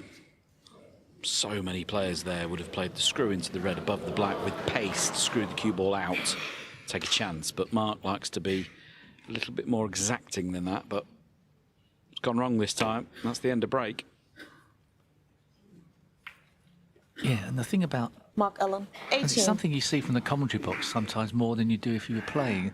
The thing about opening up the pack of reds and getting a chance is that it makes the rest of the break so much easier. So keeping it tight, if you just play a loose positional shot, as Mark did, you're out of position. There's not enough reds to go for.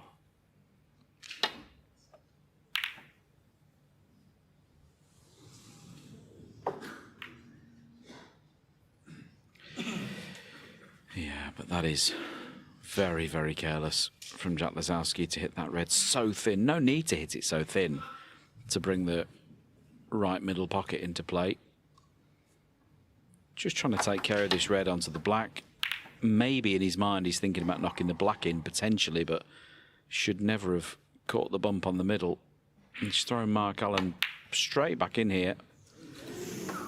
But Mark, unable to take his opportunity, now needs cover on this red as the yellow come to his rescue. It has not.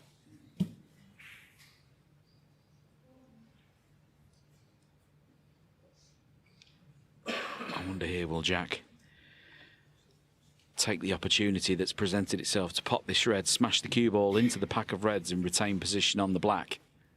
It's there if he wants it.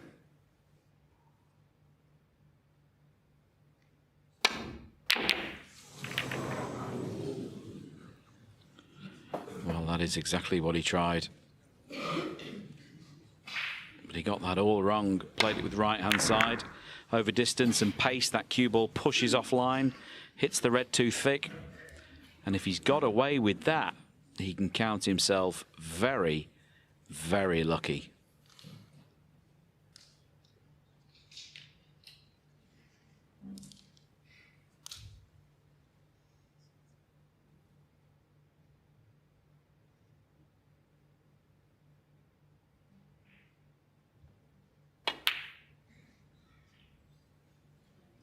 Well, that red did go to the yellow pocket.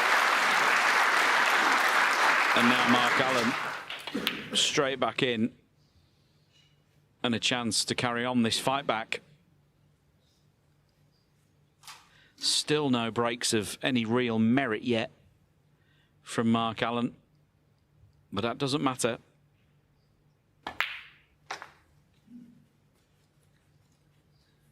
Highest break of just 59 so far in this match. 6. But in a few moments' time, if he minds his work, the scoreboard might say 3 each. And that's the most important stat.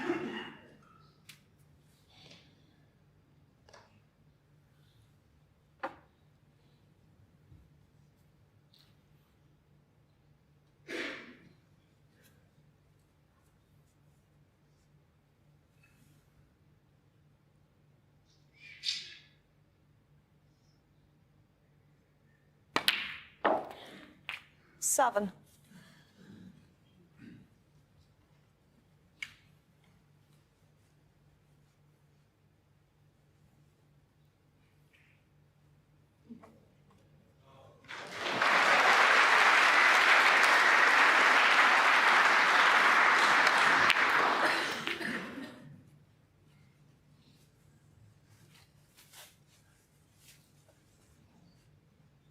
Fourteen.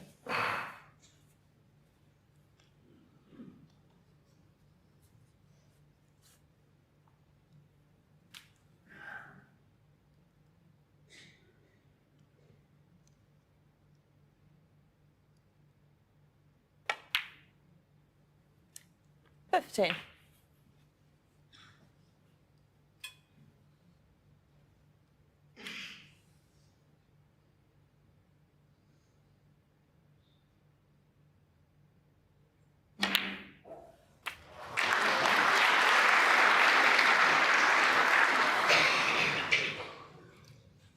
22.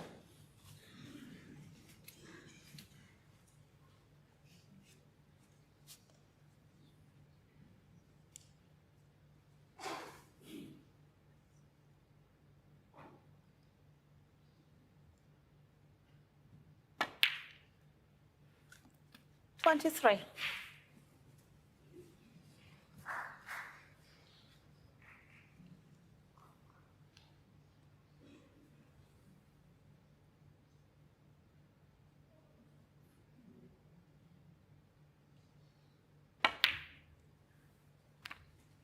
This is a good response from Mark Allen. Looks to have steadied the ship.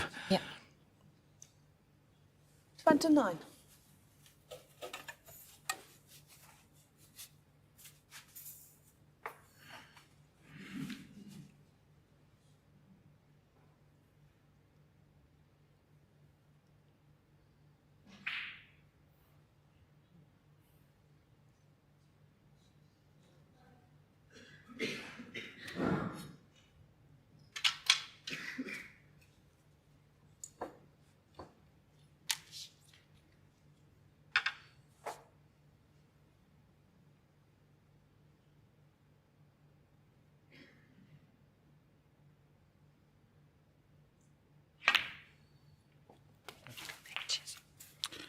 So this is all going to be about those 5 reds underneath the 30. pink and the 1 by the green. They represent 75 possible points on the table. Mark Allen can't score more than that with this pink and the 1 more loose red. So how and when does he split the reds? Chance here.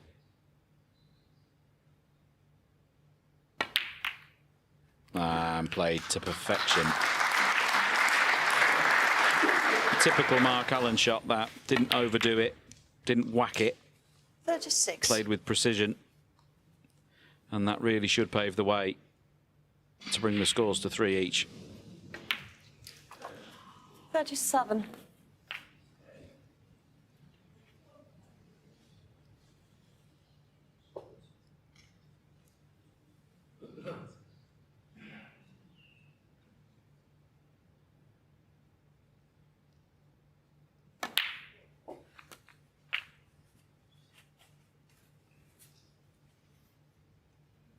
Forty-four.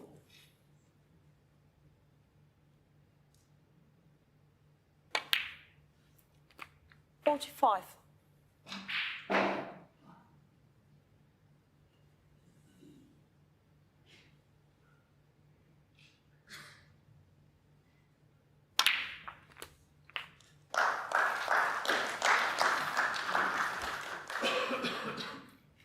52.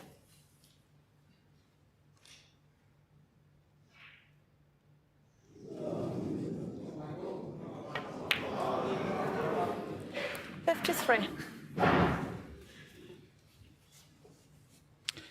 Well, that red that's up on the green cushion is the obvious problem here, but a chance for Mark Allen to open his century account tonight.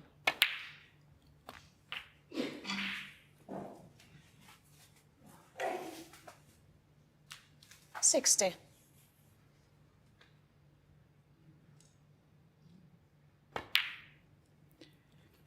Interested to see if he gets that far, whether he'll play for that red. It's on the right side of the table for a left-handed player. I just think the way the pockets have been playing this week, the pockets 68. have performed smaller. They've performed more difficult than in previous weeks. 69. They're always the same size. We use the same templates, but this week they've been playing quite difficult, particularly down the cushions. So I'd say you might try and move that red. Could play up for the green here. That would be the natural ball to pot and 75. try and move that red.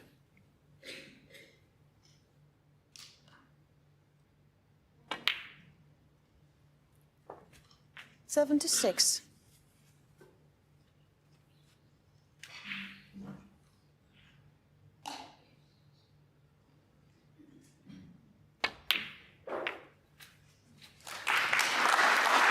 Got the cannon nicely now. Doesn't want the green to respot. Yeah, the cue ball has taken the green spot. So green onto the yellow spot. 79. And that was nicely played. Chance for the first century for Mark Allen this evening in this match.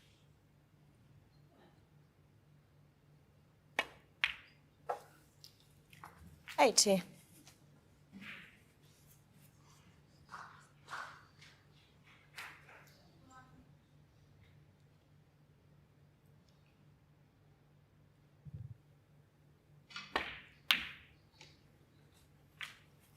Mark Allen's made 640 centuries so far in his professional career, so easily inside the top 83. 10 of all-time break builders.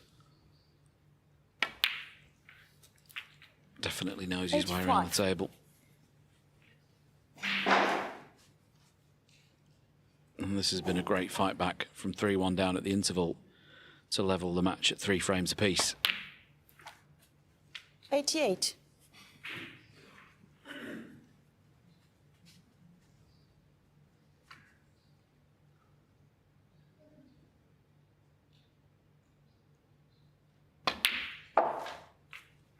92.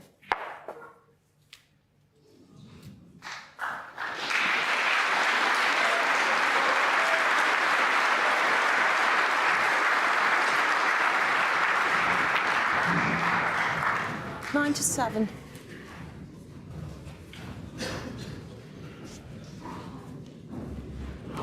house. Pink to black for the century.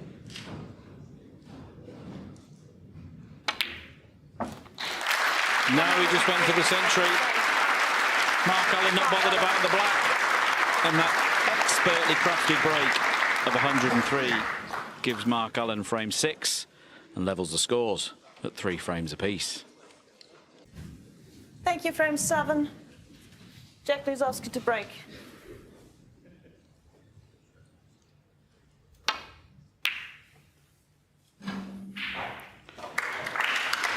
So Jack Lisowski breaks off in frame 7. Hasn't potted a ball since the resumption of play following leading 3-1 at the interval.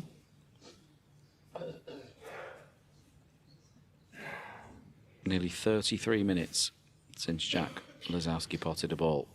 Very hard to keep him out of the game for that long, but Mark Allen has done his job well, having trailed by 2 frames. And he's clocking in on 200 points without reply.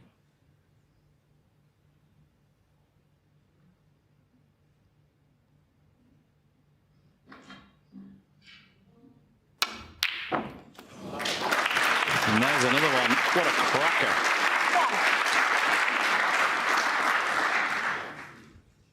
Yeah, that was a beautiful shot. Ramrod straight. Just had enough angle to get the cue ball out.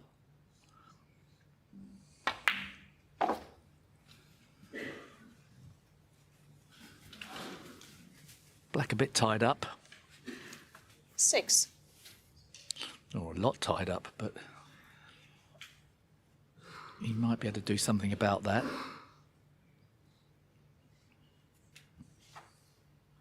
It's not a clear-cut chance, this.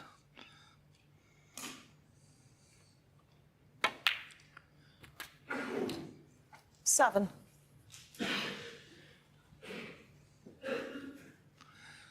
Pot the red to the right of the black at some stage. Promote the black towards the left corner. That could be a way.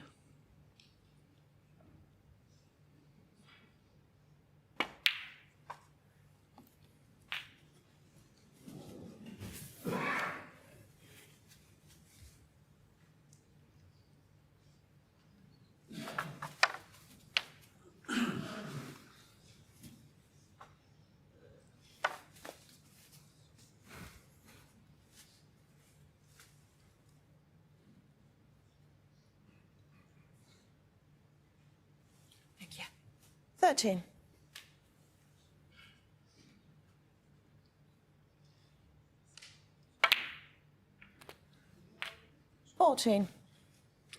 Yeah, and you can see on your screens if and when Mark does take these couple of reds that are surrounding the pink spot, if he clears that area and can get an angle on the blue to split the reds in a few moments' time, that line of reds through the pack, lined up with the pink, are going to knock the black out. So it's all about 19. the angle he gets off in the blue off this last red. Screw up the table, nice angle, and I'd say he'll smash into the reds, and hopefully the pink will free the black. That's what he'll be thinking. 20. Perfectly played. Now, hit the apex red here, straight over the pink spot. And those reds will cascade and cannon the pink straight into the black. You've seen he doesn't usually go into them that hard, but you'd think this would be helpful.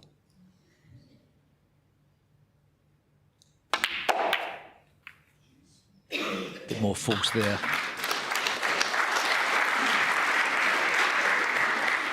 But controlled force. 25.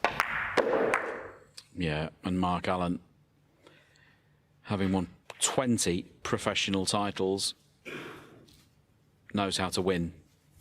And he will be sensing that having trailed 3-1, his opponent hasn't potted a ball since we came back out to play. He'll be sensing now's the time to push the button. Now's the time to keep Jack Lisowski sat in his chair. Keep him cold. Keep him thinking about what he had that he no longer has. 26. Yeah, this week Jack's looked like a world beater, but this is definitely his most serious test so far.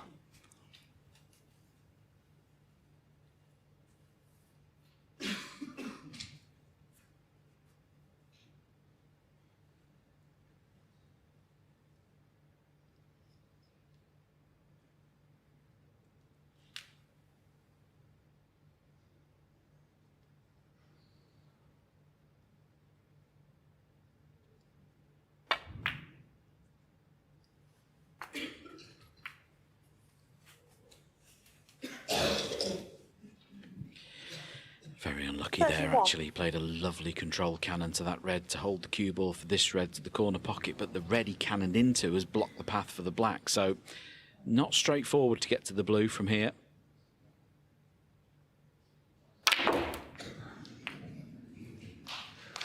First 2. He's done very well to get the cue ball that far up the table, but from having had the cue ball in perfect position 2 or 3 shots ago, he's now out of position. He's going to need a good shot now to get back.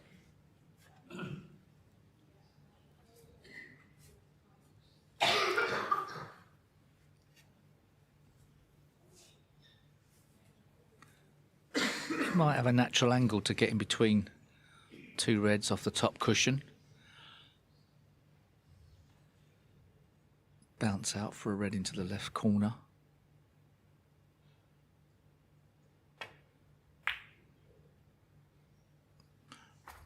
No, he felt he was colliding with that red, quite rightly.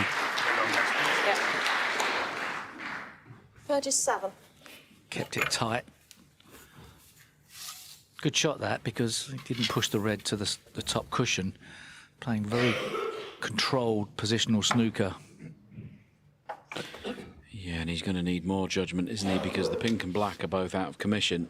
He's going to need to get top side of the blue every time now to win the frame from here on in. In your mind's eye, you actually don't play for the blue. Try and play for a baulk colour. And if you're short, you're on the blue.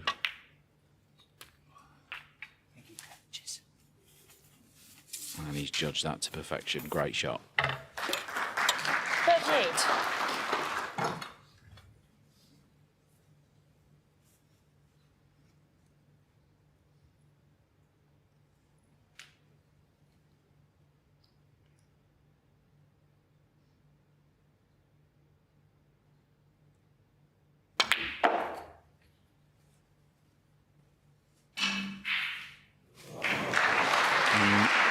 That didn't look particularly impressive either, but that was a very, very clever choice of shot. By potting this next red, it opens out those 3 underneath it, makes them available as well.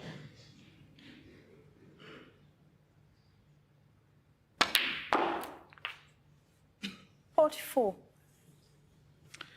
But he's finished wrong side of the blue now. And that's what I was saying a few moments ago. It's very difficult to break build without pink and black in play. So he's got to force this cue ball round or play the next red from distance. His choice.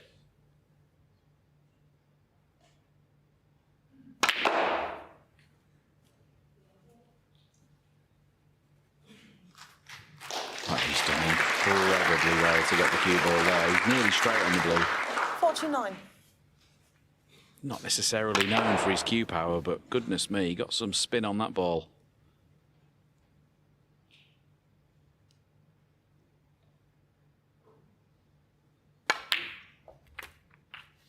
.50.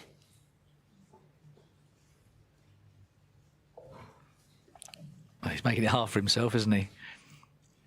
A bit more of an angle on this, and because of that, he can't go around the back of the green, I don't think.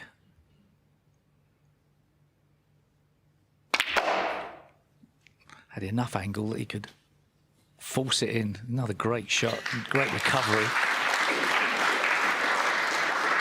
55. Not ideally placed, but even so, he's given himself a chance. 55 in front. Needs a couple more reds.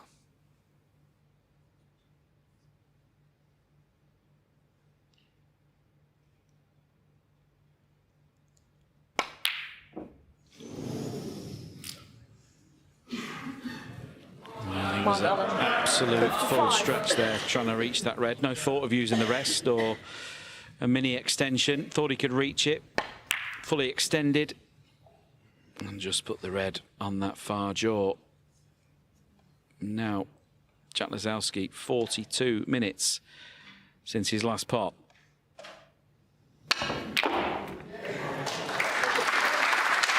What a shot he's played. My goodness. There's not that many players in the game could play that fantastic shot. Got the correct side of the blue. What a frame to win this would be for him.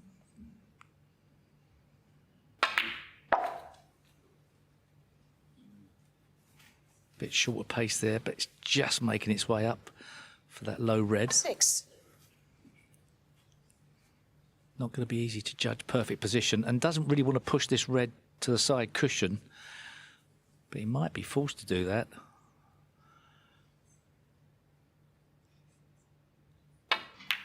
I'll play the outside red. It was the more difficult one, wasn't it, Shaun? Jack Lisowski 6. Yeah, sacrificed the ease of the pot there for positional play, which, as it happens, he wasn't on the blue either. But yeah, took the top red there. It was probably the right shot to play. If we're being super critical, it was the blue that was the bad shot before, wasn't it? Yeah. Should never have been there on the reds. Possibly because he's not potted a ball for 40-odd minutes. Been kept out of it by his opponent. I think I'd have liked to play the straighter red and take my chances. 1.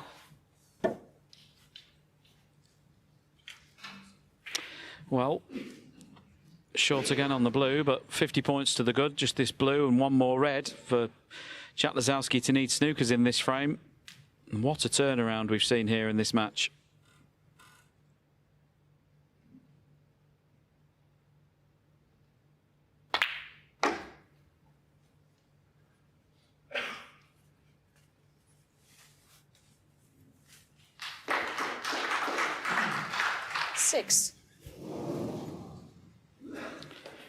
Sure, Jack will be frustrated, sat in his chair.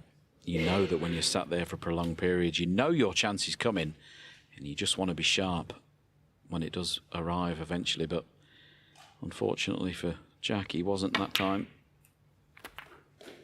7. And that should be this frame in the bag now.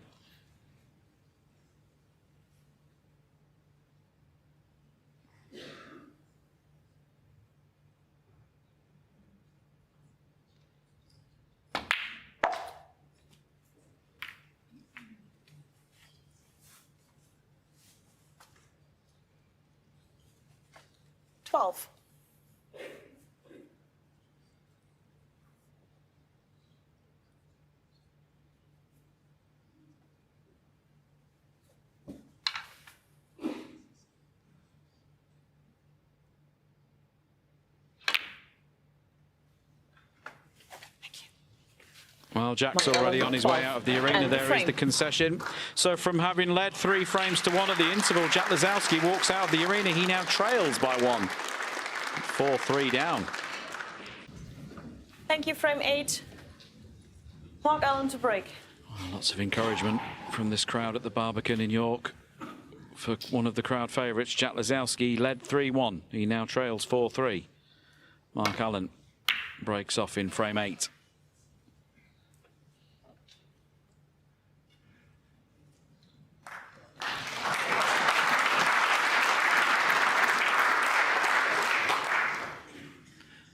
Well, rarely do you put your opponent in trouble from the break-off, but that might give Jack a couple of headaches.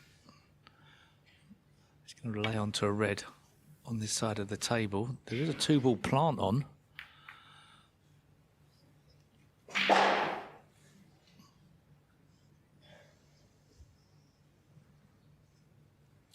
It's tempting, but it's a nasty one to miss. No heroics.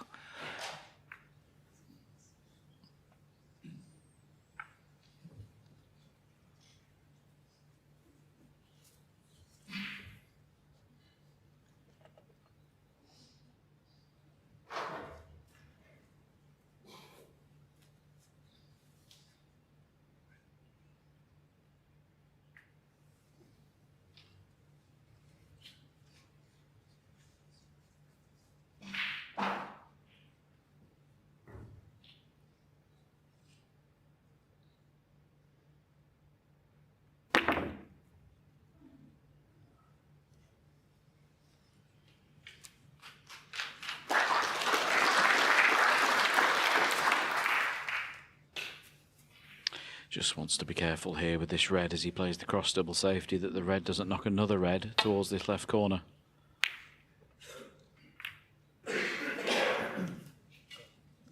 Yeah, no, he played that nicely. Good shot.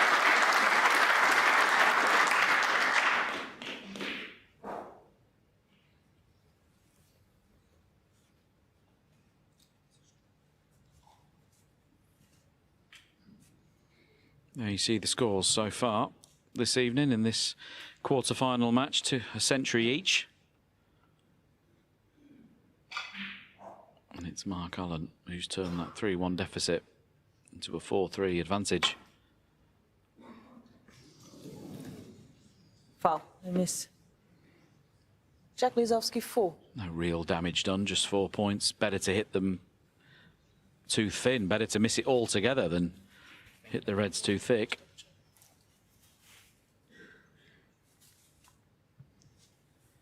There we see the match breaks. A century each, as has been mentioned. Oh. Terry, can you bring me? Yeah.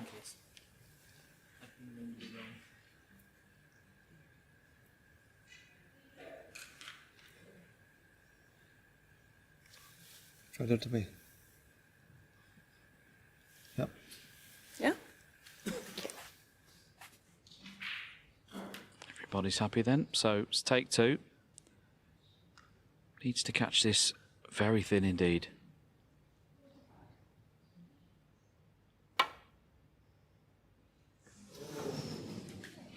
Well, now things get slightly more interesting, because as he has a direct hit to the middle of one of these reds, he'll get warned here. If he doesn't hit the red this time, he'll lose the frame.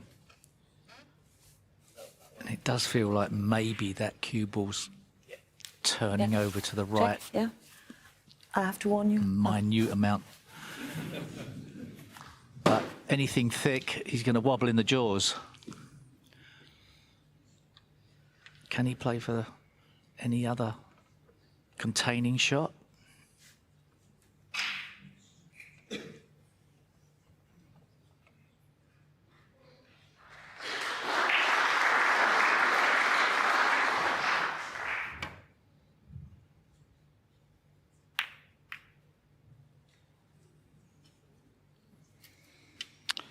Good shot there.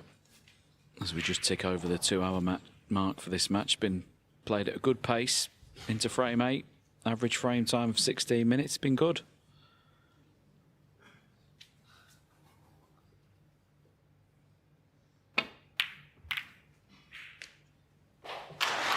Shot times there of both players, 21.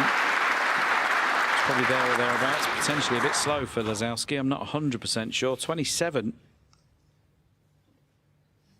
Mark Allen definitely not breaking any land speed records, but the match time has been good.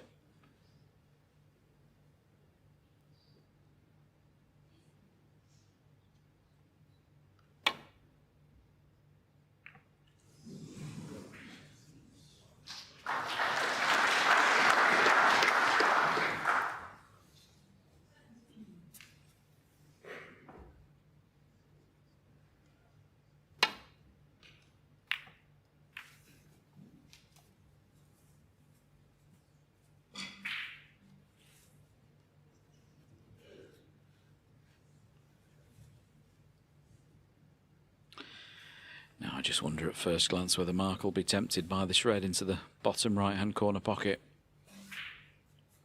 The way it looks as if it's the only red he could leave should he go for it. He screws the cue ball back, but he's asking referee Maike Kesseler to check the position of the cue ball. He's swerving into the back of this red on the bottom cushion for safety.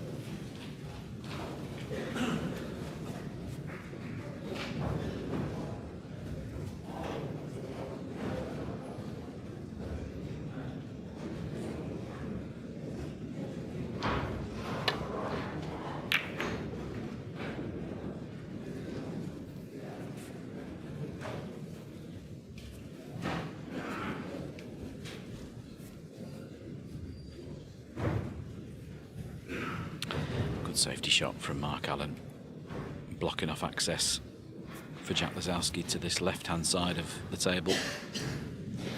Jack might still be able to come off the cushion and rest into the red that's left of the black on the cushion.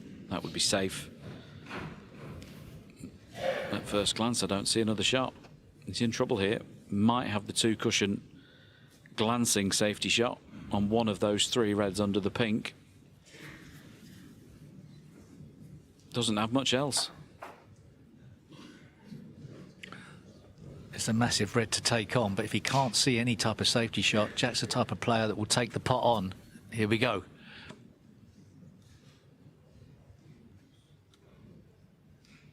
What a shot that was.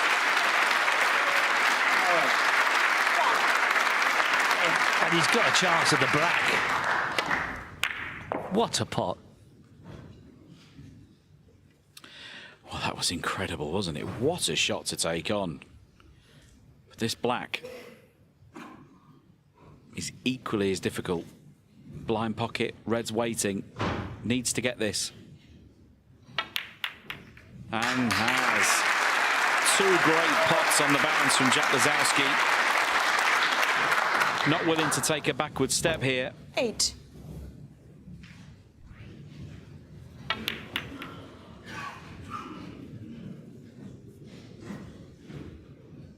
The final kiss on the reds has sort of pushed the cue ball away from having a nice, easy pot. So this is tough as well. He made it look easy. 9. Retained position on the black.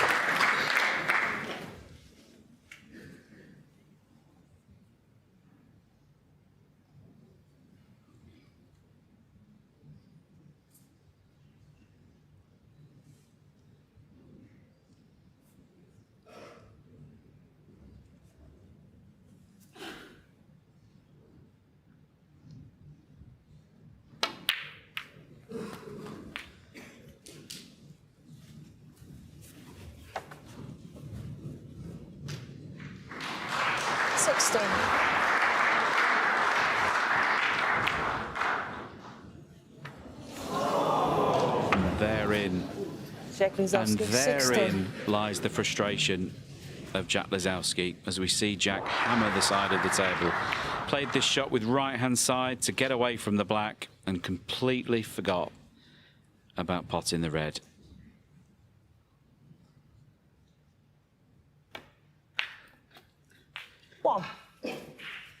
Jack could pot anything he looks at, but he could also miss anything he looks at.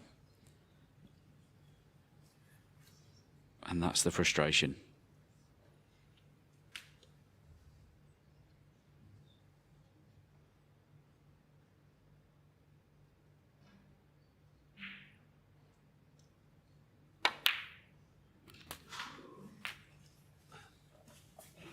And Mark Allen will put absolutely everything into this attempt. 8. To try and rub salt in the wound.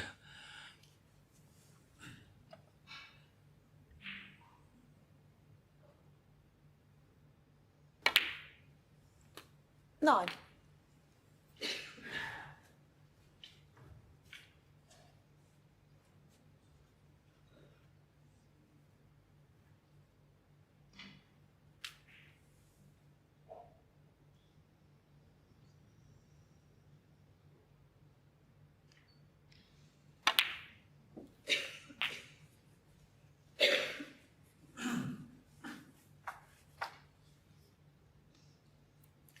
$16.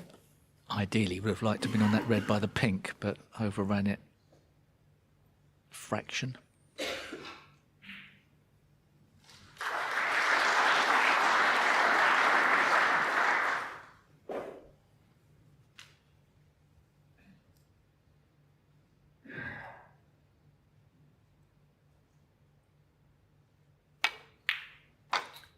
$17.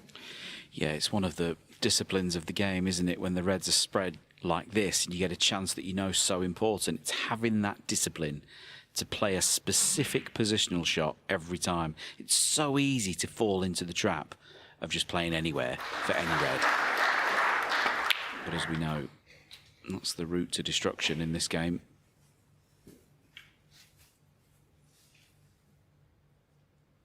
Keep it simple, 20. but specific.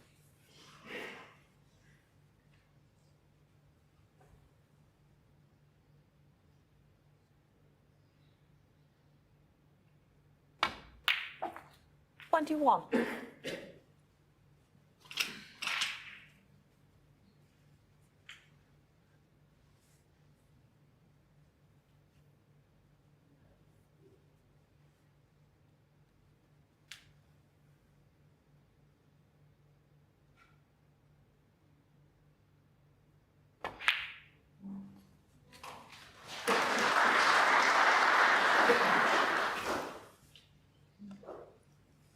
26.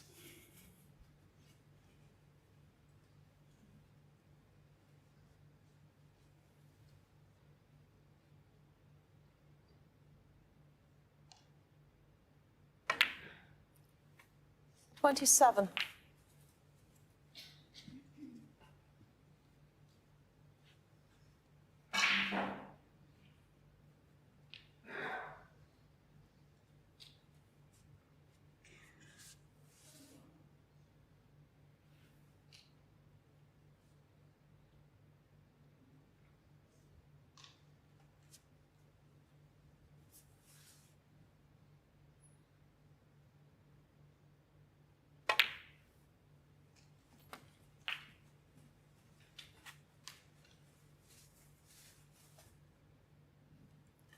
$33.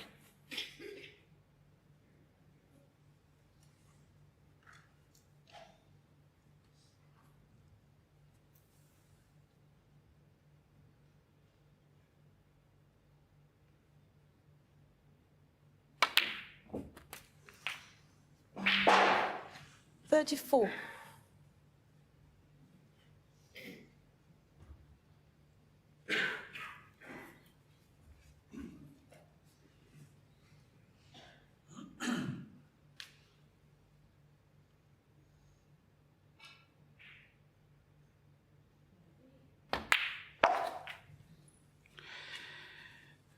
Well, we'll have another look at this misread from Jack Lisowski. This is the red. If he goes on to lose this match, that's the red that's going to keep him up tonight.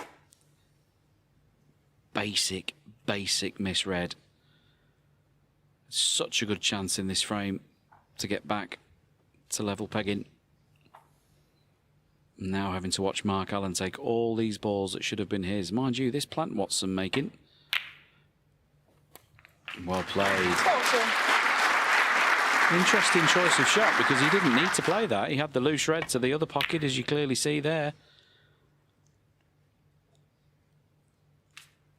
But now there's no obvious obstacles in his way to halt Mark's march to the winning line in this frame.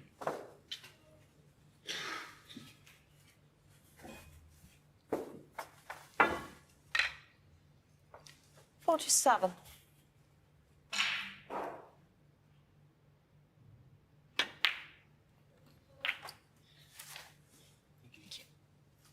$48.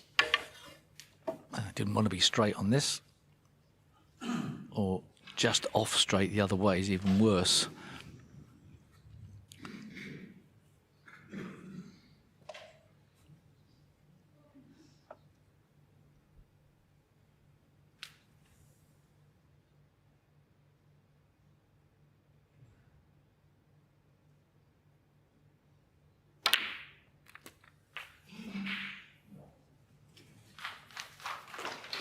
It was okay.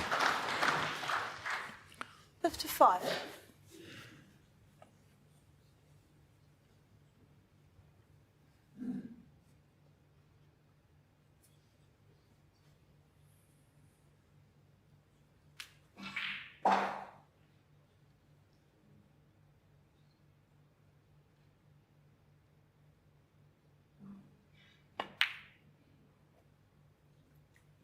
$56. You do feel that Mark Allen's had his danger patch in this match, and he's now feeling pretty comfortable.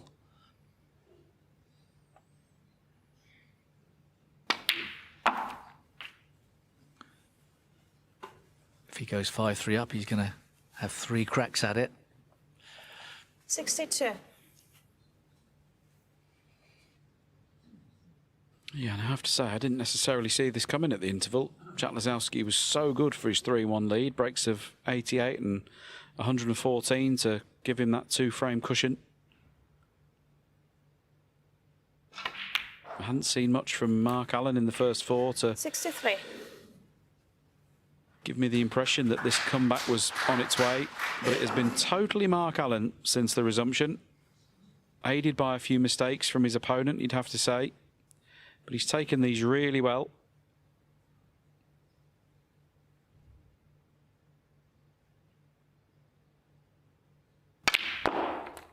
Forcing that cue ball back across the table, needs to find the gap for the red to the pocket. He's just about found it. 69. 45 ahead, 51 remaining. So just this red. And it's about as awkward as it could be.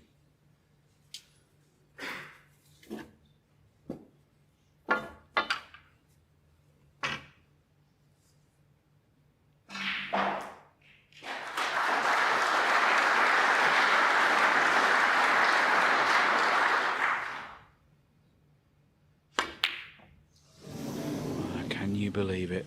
Got right to the line in this frame. He was 100% with the rest at that point.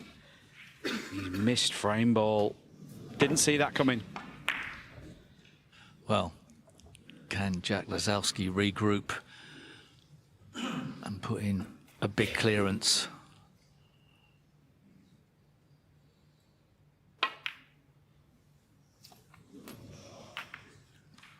One.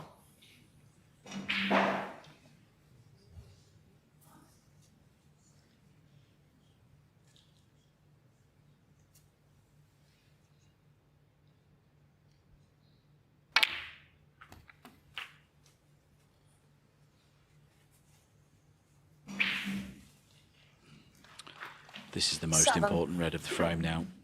Jack Lisowski doesn't have to win the frame here at this visit. He can take red colour, and that red behind the black is perfectly placed to lay a snooker, should he want to.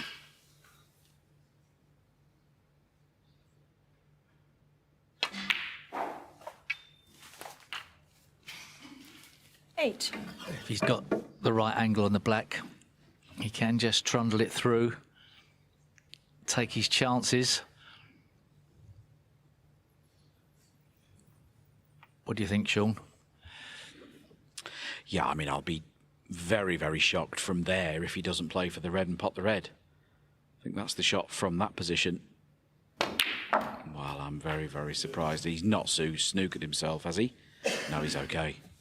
He didn't fancy trundling it along the cushion. He tried to flick it out. 15. But he should be able to play a very good safety shot from here.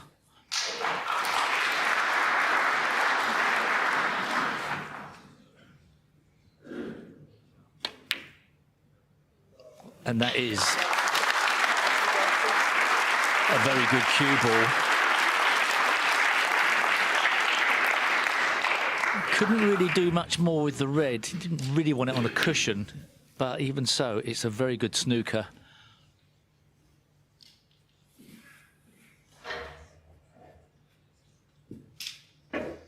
It's not necessarily the hardest snooker to escape from. If Mark Allen can just send this cue ball up and down the table on a similar path to the one the red went along, he should hit the red, but it's getting it safe. It's not hitting it. Can he get it safe?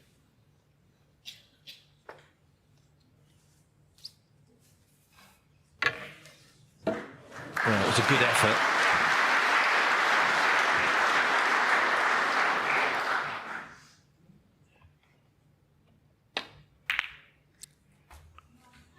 Jack needs to be on a colour.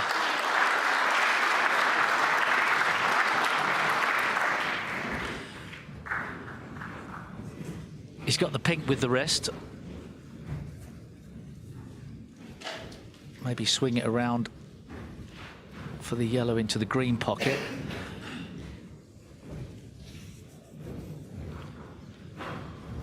He's not looking, he's looking at the green. What a shot this is.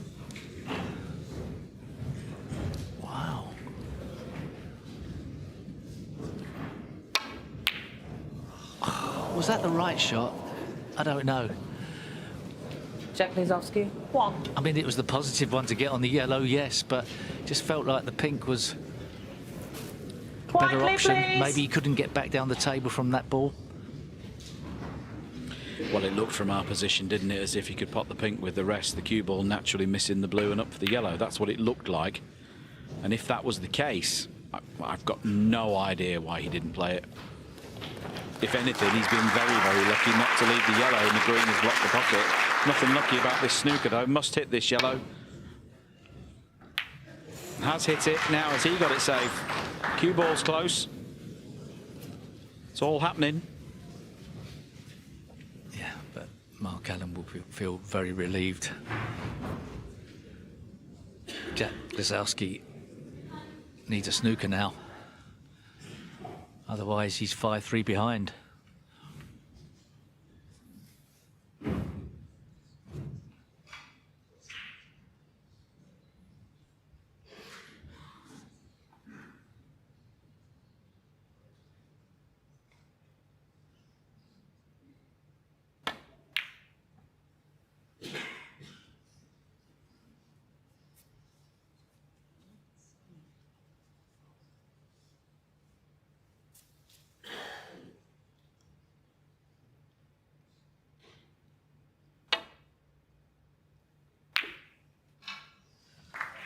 Oh, he didn't want the bump on the middle pocket. That's a little unfortunate from Jack Lisowski, but the green that he put there is still blocking the yellow pocket, so not all is lost. And usually in snooker as required, we say in or over. The person ahead, just roll the object ball towards in or over a pocket, but I don't think we'll see Mark Allen do that here. The balls are in such good snookering positions. You wouldn't want to just hand over that initiative to Jack Lisowski. Trying to keep him at bay.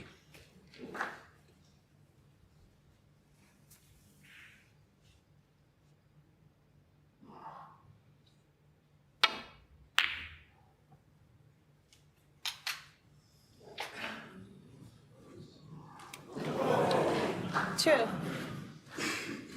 Well, it's nasty cueing, but if he could just drop the green in, he could get a snooker on one of these two balls on the top cushion. It's a good effort. 5. Doesn't really want to take the brown off the table, but maybe the blue's inviting to try and get a snooker behind the black. Yeah, if you could get the cue ball down by this bottom right-hand corner pocket, get the cue ball in behind the black off the blue. Good chance if this cue ball travels. Doesn't want it on the cushion, though. 9. Always a chance. Oh, it's gone a bit far. Can he hold the blue from coming back up the table? He's going for the pink. Oh, it's a bit loose. Oof, that wasn't good, was it? 9. He rushed that a fraction.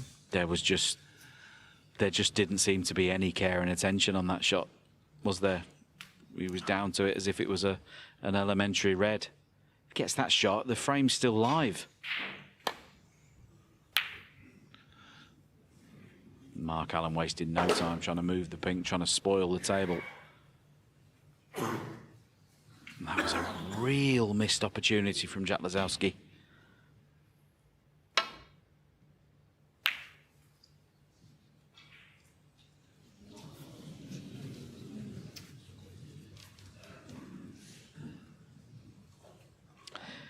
Well, here we are. That was a very poor safety shot from Lisowski as well. Blew over the middle pocket for the frame.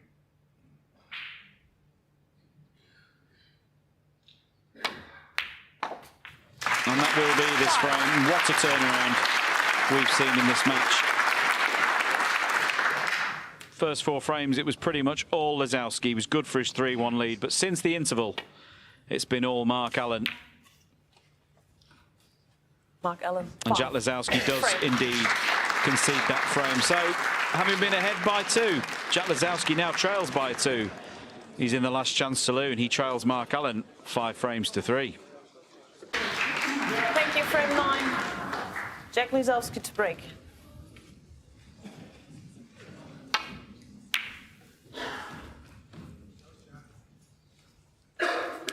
So Jack Lisowski breaks off for what he hopes isn't the last time in this match. Totally turned on its head since the interval.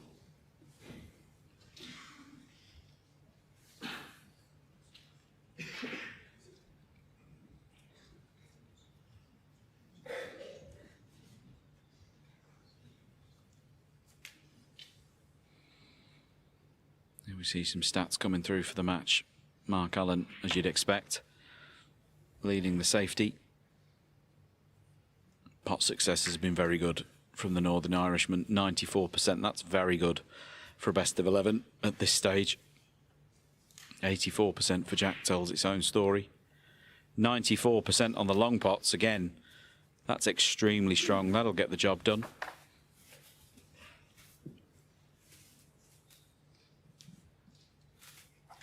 Positional success. Not much to choose between either player there. It's been quite a good scoring match, both players making centuries.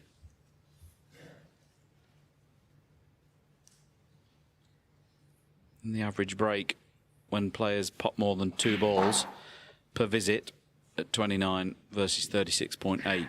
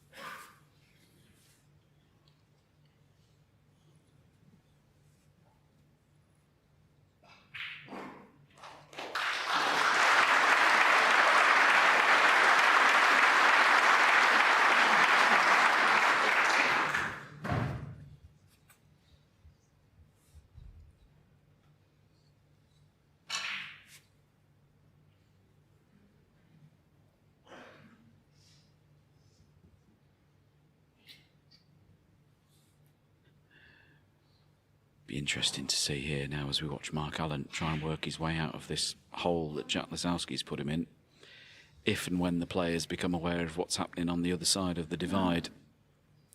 It's not quite as small as the Crucible, this place, but back in the day at the Crucible, if someone was on 10 reds and 10 blacks, everyone in the room would know about it. Something special going on table 1. See a few of the members of the audience here on table 2 are aware. They're having a quick peek over. Mark and Jack, blissfully unaware.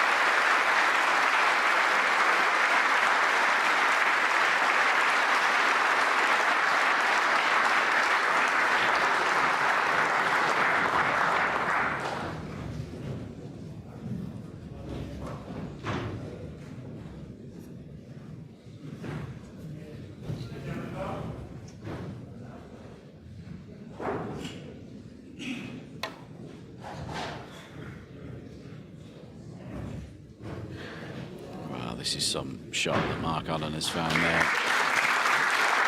Another example of his keep saying new style of play. It's not really new. He's been doing it for a few seasons now, but the Mark Allen of old, I think, would have had a crack at the red down the left-hand side. Not willing to take those risks anymore, and as we've said before, they've paid dividends.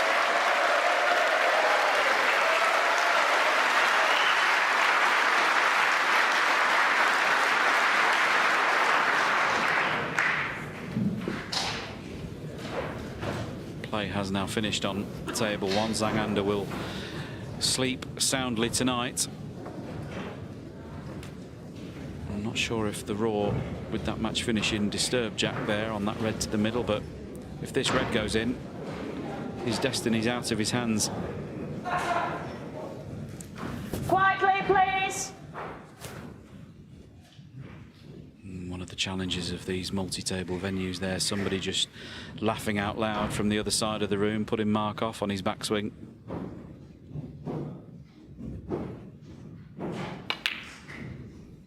But he did the right thing. He got back up and reset himself. And as I say, Jack Lisowski's destiny in this year's UK Championship is now in the hands of Mark Allen.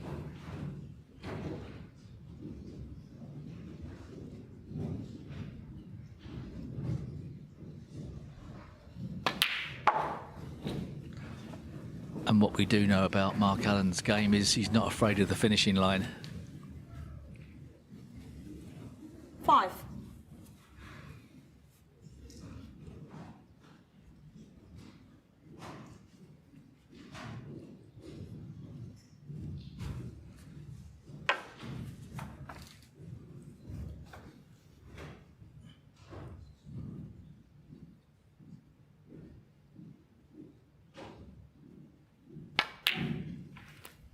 Six.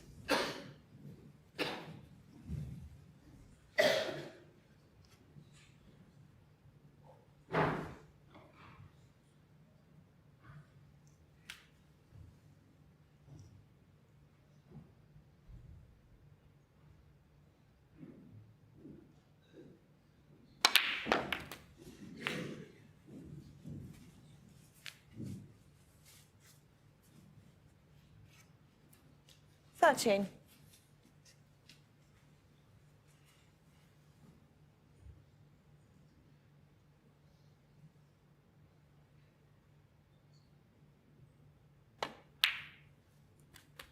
Fourteen. The best Mark can do with the reds in open play, not including the ones underneath the pink, is be 69 points ahead by the time he gets to them. 75 in that little cluster, so at some stage he'll need to move at least one of those reds. Although, having said that, that one nearest the pink looks from that angle as if it's potable. That means that all the reds Mark needs are in open play. And in situations like these, when he doesn't need to make any cannons, when it's just about controlling the cue ball, he is absolutely lethal.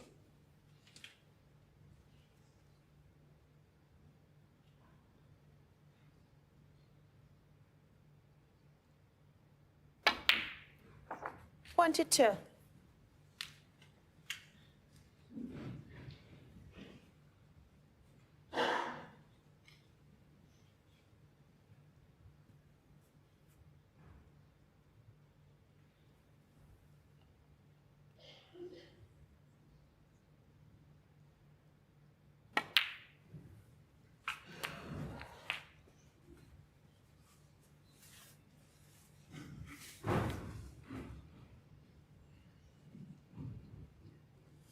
Mark just staying around 29. this side of the table to check if the pink Sorry. still goes. Again. Asking for it to be respotted.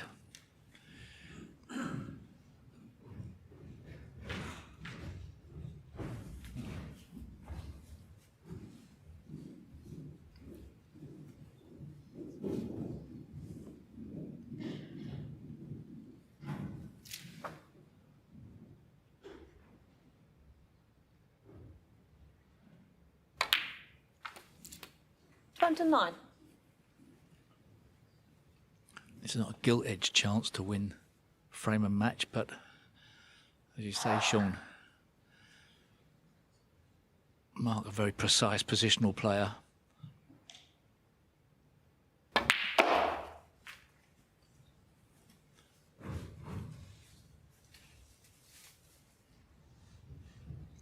I think he'll probably try and go into the pack of reds if he gets a chance off this next black.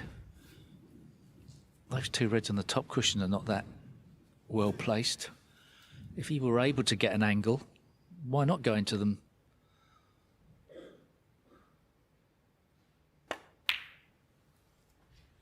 $35.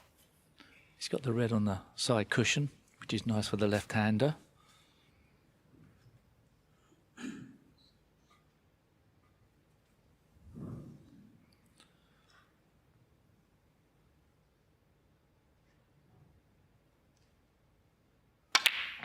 Didn't want to be straight though.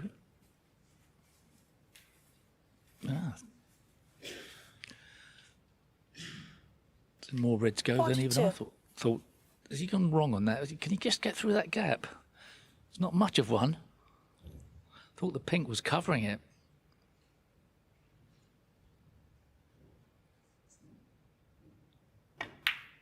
Well, that was handy. 43. Lost control of the cue ball a bit though. I think ideally it would have been nice to have been able to try and split those reds open. Now this is a nasty little shot to play. He's going to have not much idea when he collides with the reds how they're going to resolve. Could get lucky.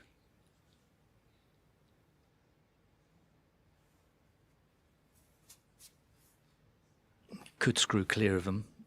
Play for the red on the side cushion. But it's a thin cut.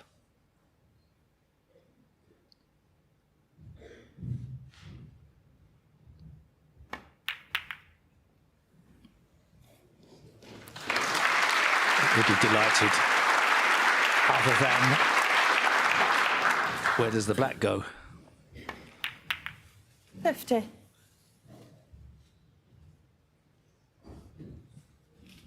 Yeah, didn't know a great deal about the double kiss and where those reds were going to finish. One of them finishing on the black spot, which puts the black on the pink spot. That makes this red missable. Not far from the line. And a place in the semi-finals.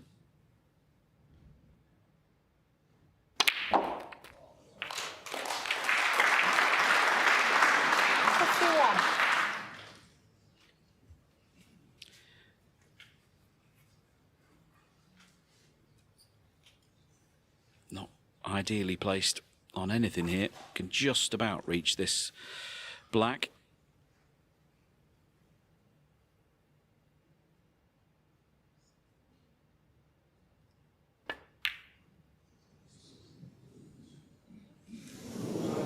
Was always wide. Mark Allen, 51. Must admit, I didn't see that coming. I thought that was the end.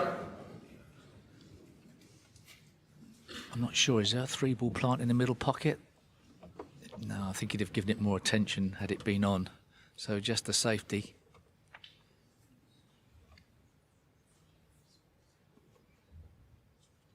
Just missing to the far jaw.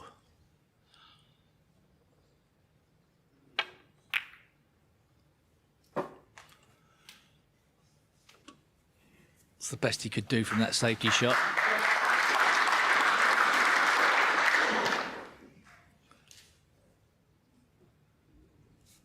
Mark Allen in the driving seat, but has still got to deliver the last blow.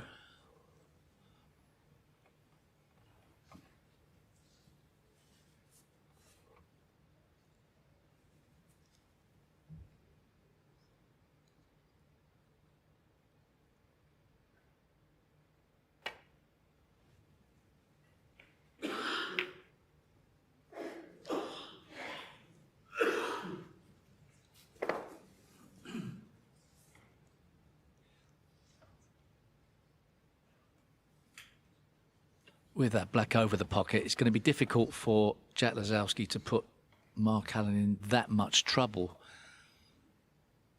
safety-wise. Yeah, but not a stalemate as such, but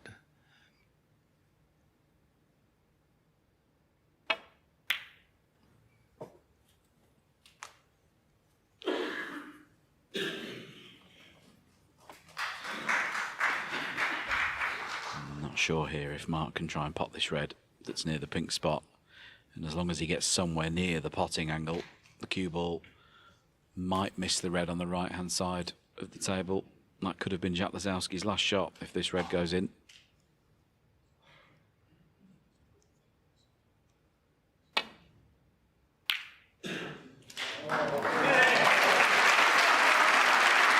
Well picked out from Mark Allen. Strange shot to play from Jack, if I'm honest. It was easily predictable that he would leave that red. Strange shot to play knowing he was going to leave it.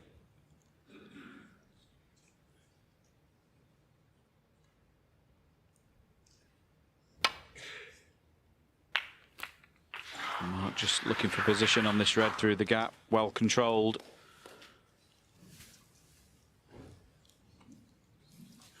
Eight. And just a few pots away from a place in that semi-final and a match with Barry Hawkins.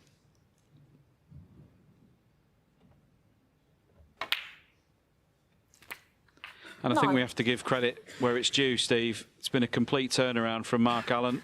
He's been helped by his opponent, no doubt, but he's played very, very well since the interval. Yeah, he's playing hard, strong, accurate match play.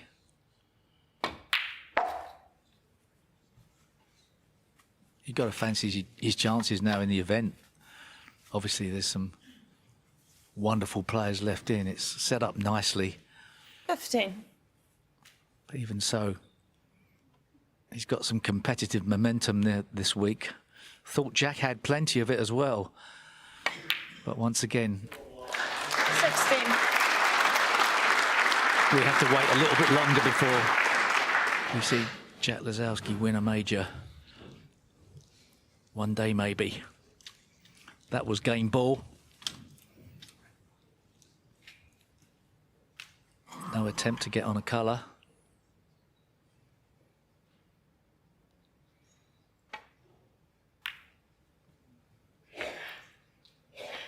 Mark Allen, 16.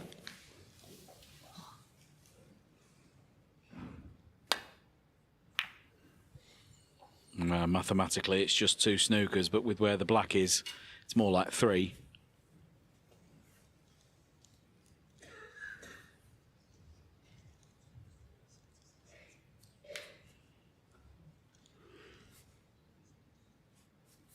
And it's the age-old problem, Steve, isn't it? When you're playing someone of Mark Allen's tactical class, to get 3 fouls out of snookers out of him, you probably have to snooker him 10 times.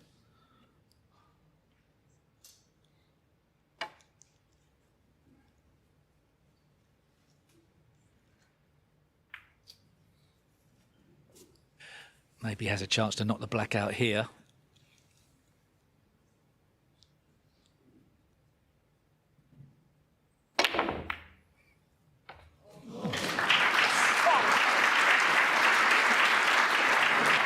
Valiant effort. This is going to be some black. If this doesn't go in, I think it's the handshake. Wow.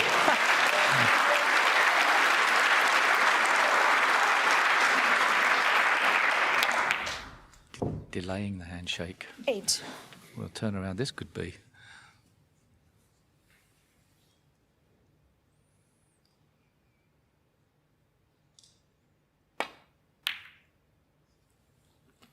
Nine.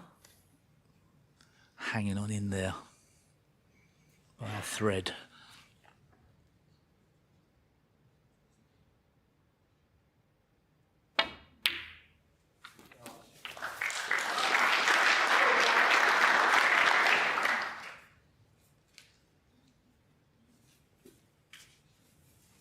Well, it's totally incredible that he's managed to get 2 blacks off those 2 reds. With where the black 16. started its life, and he'd be pretty gutted to see the black go on back on its spot. Not sure. Well, I don't remember the red moving, but it didn't go on its spot earlier on. Now, he must get minimum pink, you would think, here with this red. 17.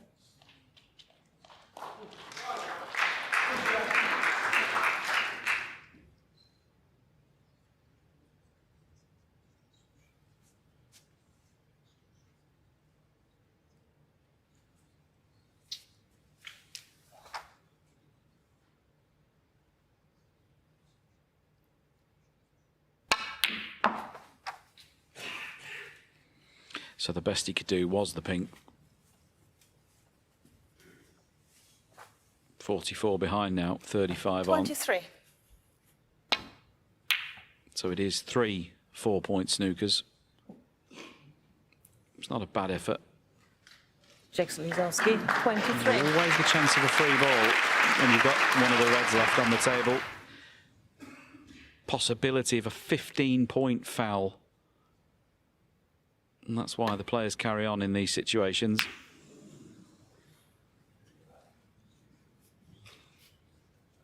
Mark doing the right thing and putting the red over the pocket. It's the last thing in the world Jack wants to do is pop this red, but this is tough to keep out.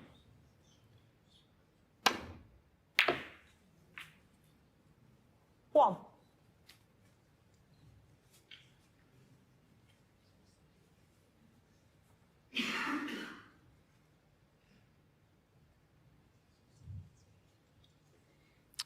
Yeah, he can still pot the blue. It doesn't change anything. He's reckoning the scores, looking at the scoreboard. He currently needs 3 4-point foul snookers. If he pots the blue, that doesn't change.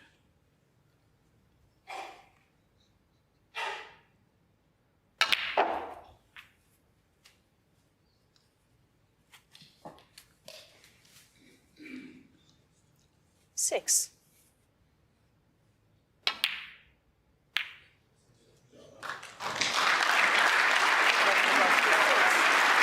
And that's a good start. A little bit unlucky that the yellow has finished on the cushion. It's a big target for Mark Allen.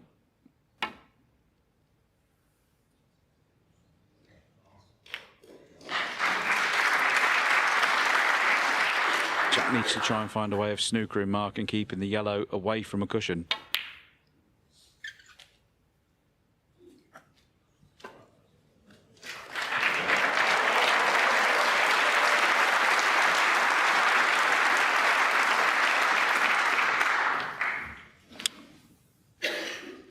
Possibility of a free ball if he misses it.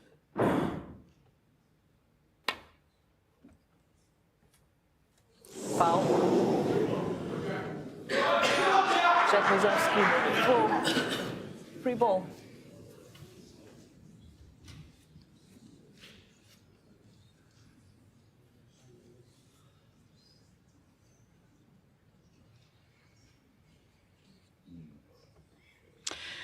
And of course, this is why he wanted to keep the red on the table.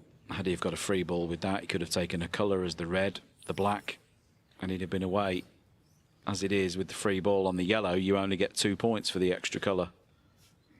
So it's nowhere near as valuable. But he might be able to pop the pink as the substitute yellow, slide past the brown, and snooker in behind the green. Needs that cue ball to run. 2.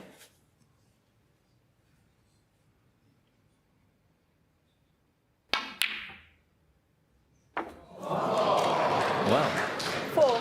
that could work in his favour.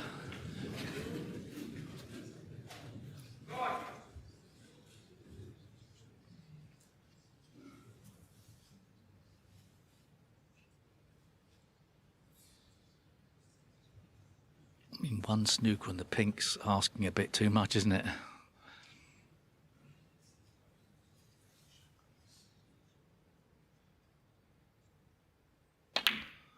You've got to go for 2 snookers and keep more balls on the table. That's a good effort, but once again...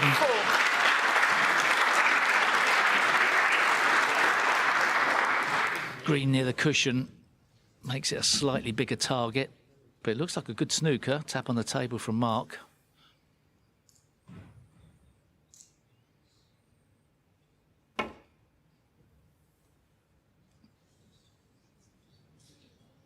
Foul.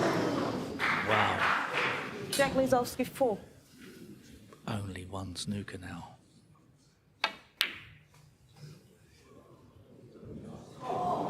And he's got it.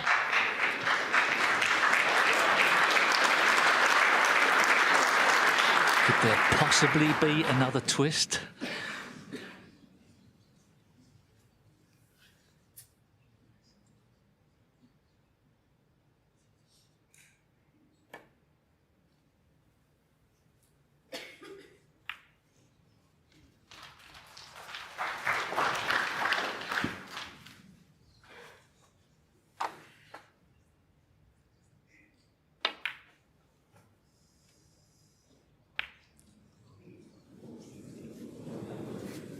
it wasn't a very good effort.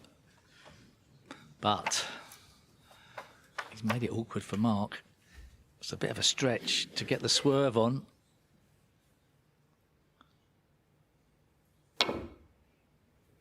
Well executed.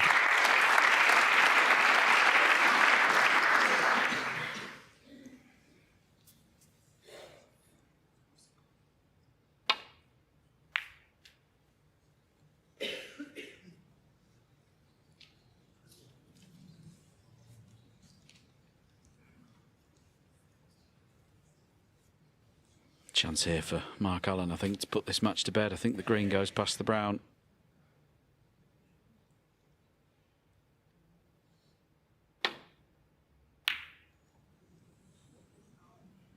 Well, I can only assume it didn't pass the brown. That cannon to the pink was unintended. And has definitely helped Mark Allen. Much too thin on the green. He's not going to get cover behind the black. Oh, but that little rub has just left cueing awkward here on this green. But for that rub, Mark would have had a clear shot at this green.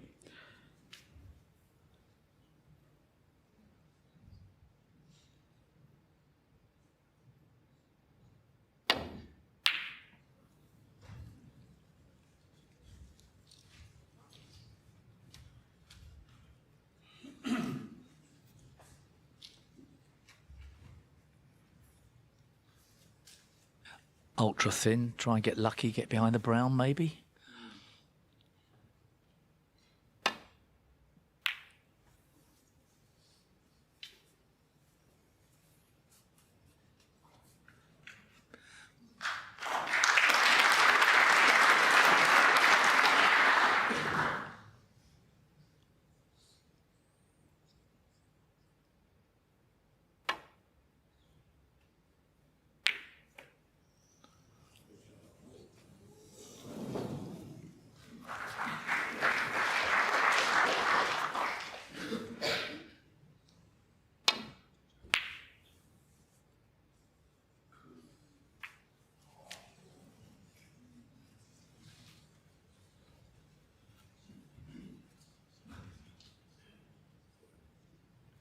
One more good pot needed for Mark Allen to seal his place in the semi-finals.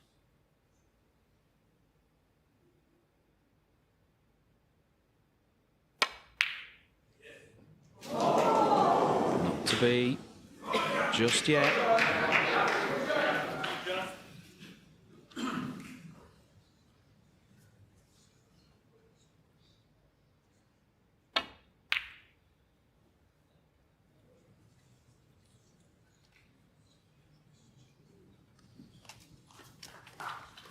Well, it wasn't a great attempt, but it's turned out, once again, to give Mark a slight problem.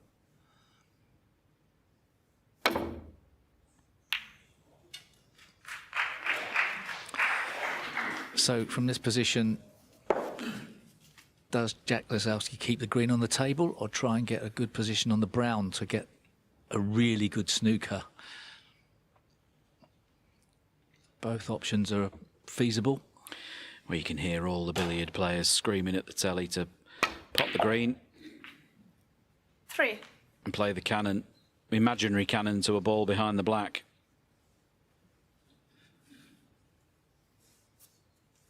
Can't really do it from there. It's not easy anyway. Needs to keep the brown safe. Yeah, he wasn't on it properly.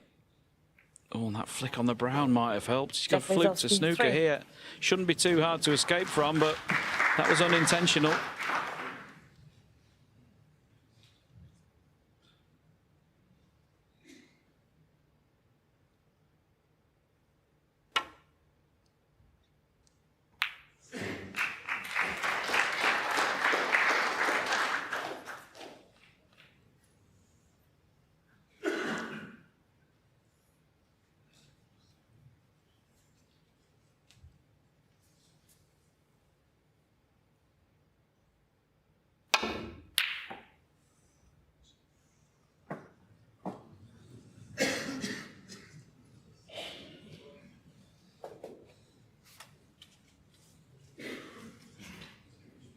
Time for Mark Allen to try and turn the tables, get the tactical advantage here.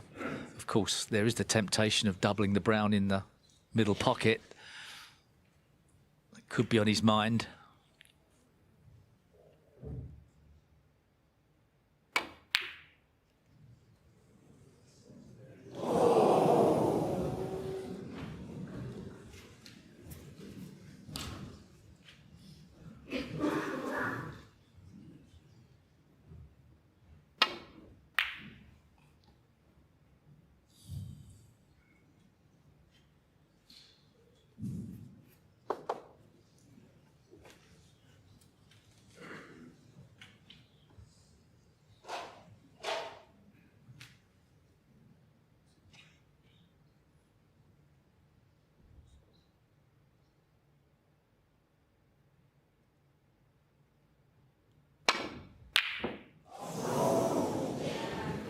He must have thought he'd got that.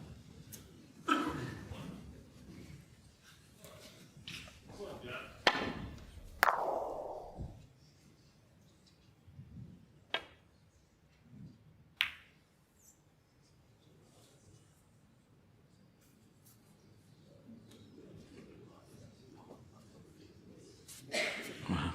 A total miss hit by Jack Lisowski, played in behind the pink.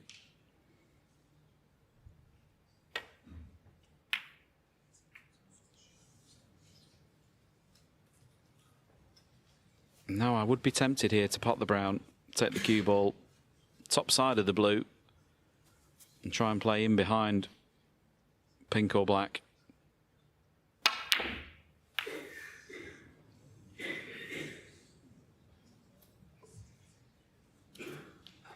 Well, now the pink and the blue have gone close together. There's sort of options for snookering between using those two balls. Well, now you'll see Mark Allen try and keep Jack from the black, because a chance to pot the brown now, and you could snooker behind the pink, but Jack Lisowski's got much bigger problems than that. He's in a snooker of his own.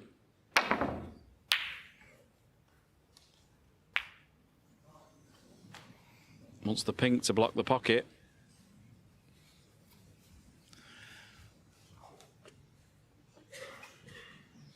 So he's had a few attempts at potting this brown.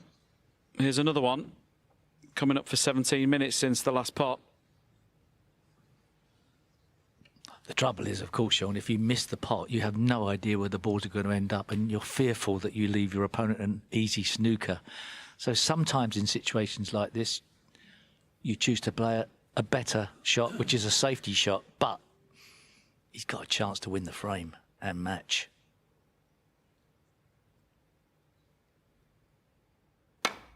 And there it is. Finally over the line.